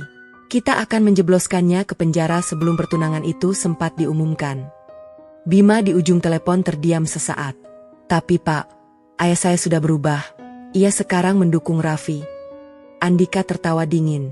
Ayahmu sudah tua dan lemah. Kita yang akan menentukan jalannya cerita. Lakukan apa yang aku perintahkan, atau aku buka semua kasus korupsi keluarga kalian. Bima menghela napas. Baik, Pak, aku lakukan. Telepon ditutup. Andika berjalan ke jendela kamar hotelnya. Ia memandang ke arah desa Manggung Sari yang gelap di kejauhan. Kau pikir pertunangan akan membuatmu bahagia, Alia? Kau salah. Aku akan menghancurkan semuanya. Aku akan menghancurkan Raffi. Dan pada akhirnya, kau akan kembali padaku. Bukan karena cinta, tapi karena kau tidak punya pilihan lain. Malam beranjak larut. Desa Manggung Sari tertidur dengan damai. Tapi kegelapan belum benar-benar pergi. Badai terbesar masih menunggu di ujung fajar. 30 hari telah berlalu sejak pertunangan Raffi dan Alia diumumkan. 30 hari yang penuh dengan perubahan. Juragan Budi mulai menjual sebagian tambaknya untuk mengembalikan dana bantuan yang dulu ia korupsi. Sari membuka kantor hukum kecil di desa, khusus membantu warga miskin. Bima mengelola tambak dengan lebih jujur. Andika menjalani sidang kode etik, pangkatnya diturunkan, dan ia dipindah tugaskan ke daerah terpencil. Sebelum berangkat, ia mengirim surat pada Alia berisi satu kalimat. Maafkan aku, semoga kau bahagia. Raffi tidak lagi tinggal di musyala kecil.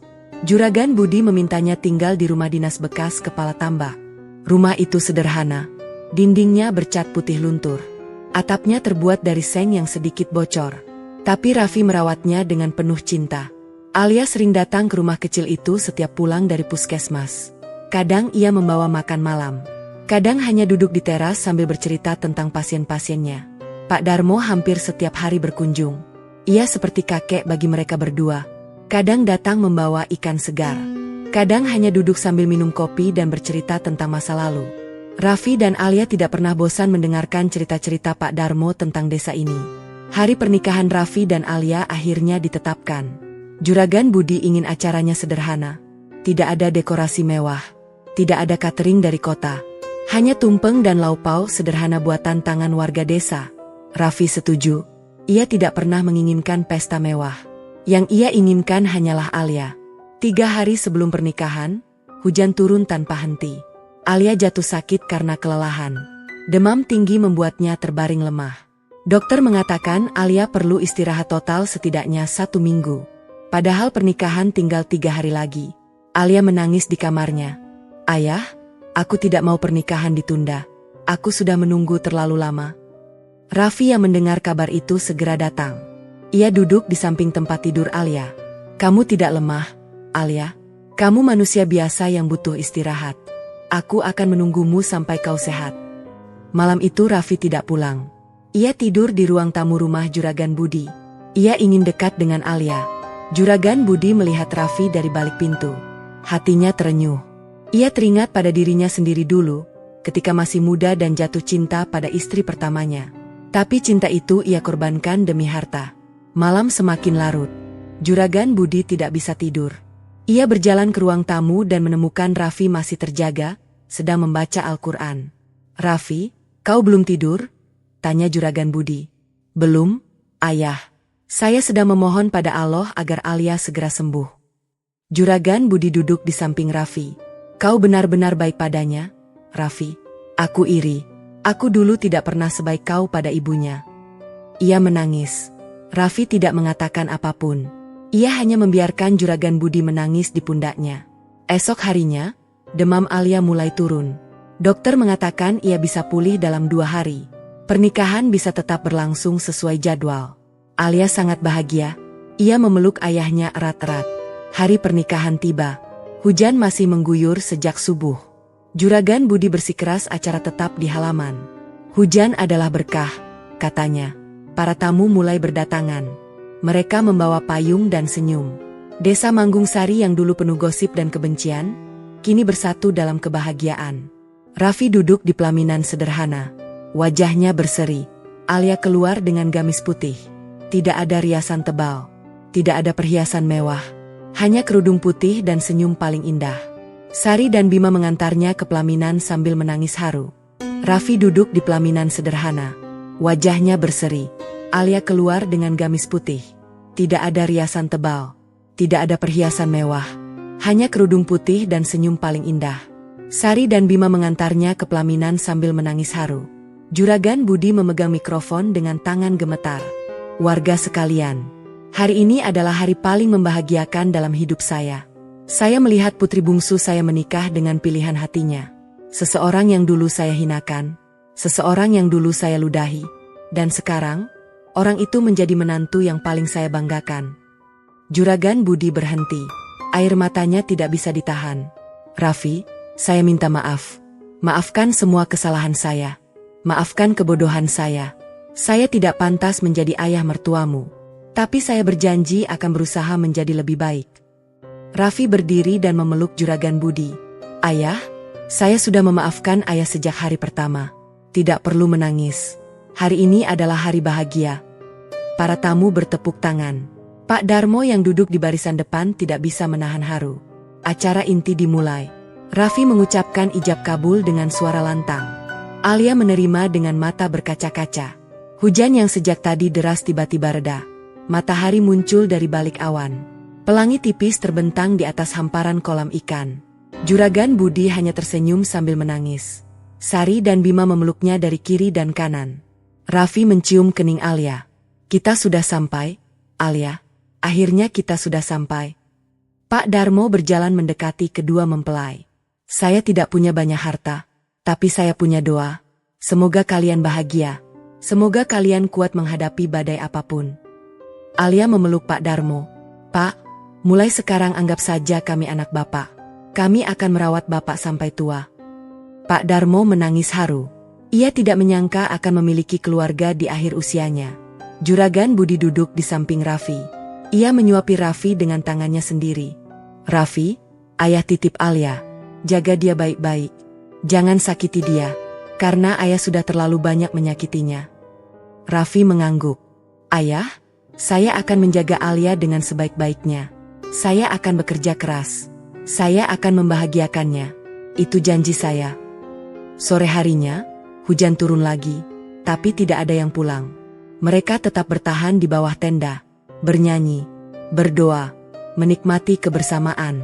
Alia bersandar di pundak Raffi. Raffi, apa kita bisa selamanya seperti ini? Raffi mencium puncak kepala Alia. Kita tidak tahu masa depan, Alia. Tapi kita tahu siapa yang memegang masa depan. Selama kita bersama, selama kita berpegang pada Allah, tidak ada yang bisa memisahkan kita. Malam mulai turun. Para tamu satu persatu pamit pulang. Raffi dan Alia berdiri di pintu gerbang, melambai pada setiap tamu yang pergi. Juragan Budi mendekati mereka. Raffi, Alia, ayah bangga pada kalian. Ayah bangga karena kalian tidak pernah menyerah pada cinta kalian. Ayah bangga karena kalian mengajarkan ayah arti pengampunan dan kerendahan hati. Alia memeluk ayahnya. Ayah, terima kasih sudah mengizinkan kami bersama. Juragan Budi mengusap rambut Alia. Ayah hanya tidak mau kehilangan anak ayah lagi. Ayah sudah kehilangan ibu kalian. Ayah tidak mau kehilangan kalian. Malam itu, hujan berhenti. Bulan purnama muncul dari balik awan. Desa Manggung Sari yang dulu penuh konflik, kini dipeluk cahaya bulan yang lembut. Di dalam rumah sederhana bekas kepala tambak, Raffi dan Alia memulai lembaran baru. Lembaran yang penuh dengan cinta, doa, dan harapan. Kisah mereka bukan tentang cinta yang mulus tanpa hambatan, tapi tentang cinta yang bertahan di tengah badai. Cinta yang tetap setia meskipun diludahi, dihina, dan difitnah. Cinta yang akhirnya membuka hati seorang ayah yang sombong. Desa Manggung Sari pun berbisik bahwa suatu hari nanti, jika ada orang yang meragukan cinta, mereka bisa melihat ke kolam ikan itu. Ke tempat di mana seorang santri miskin pernah diludahi. Dan di tempat yang sama, cinta itu akhirnya menang.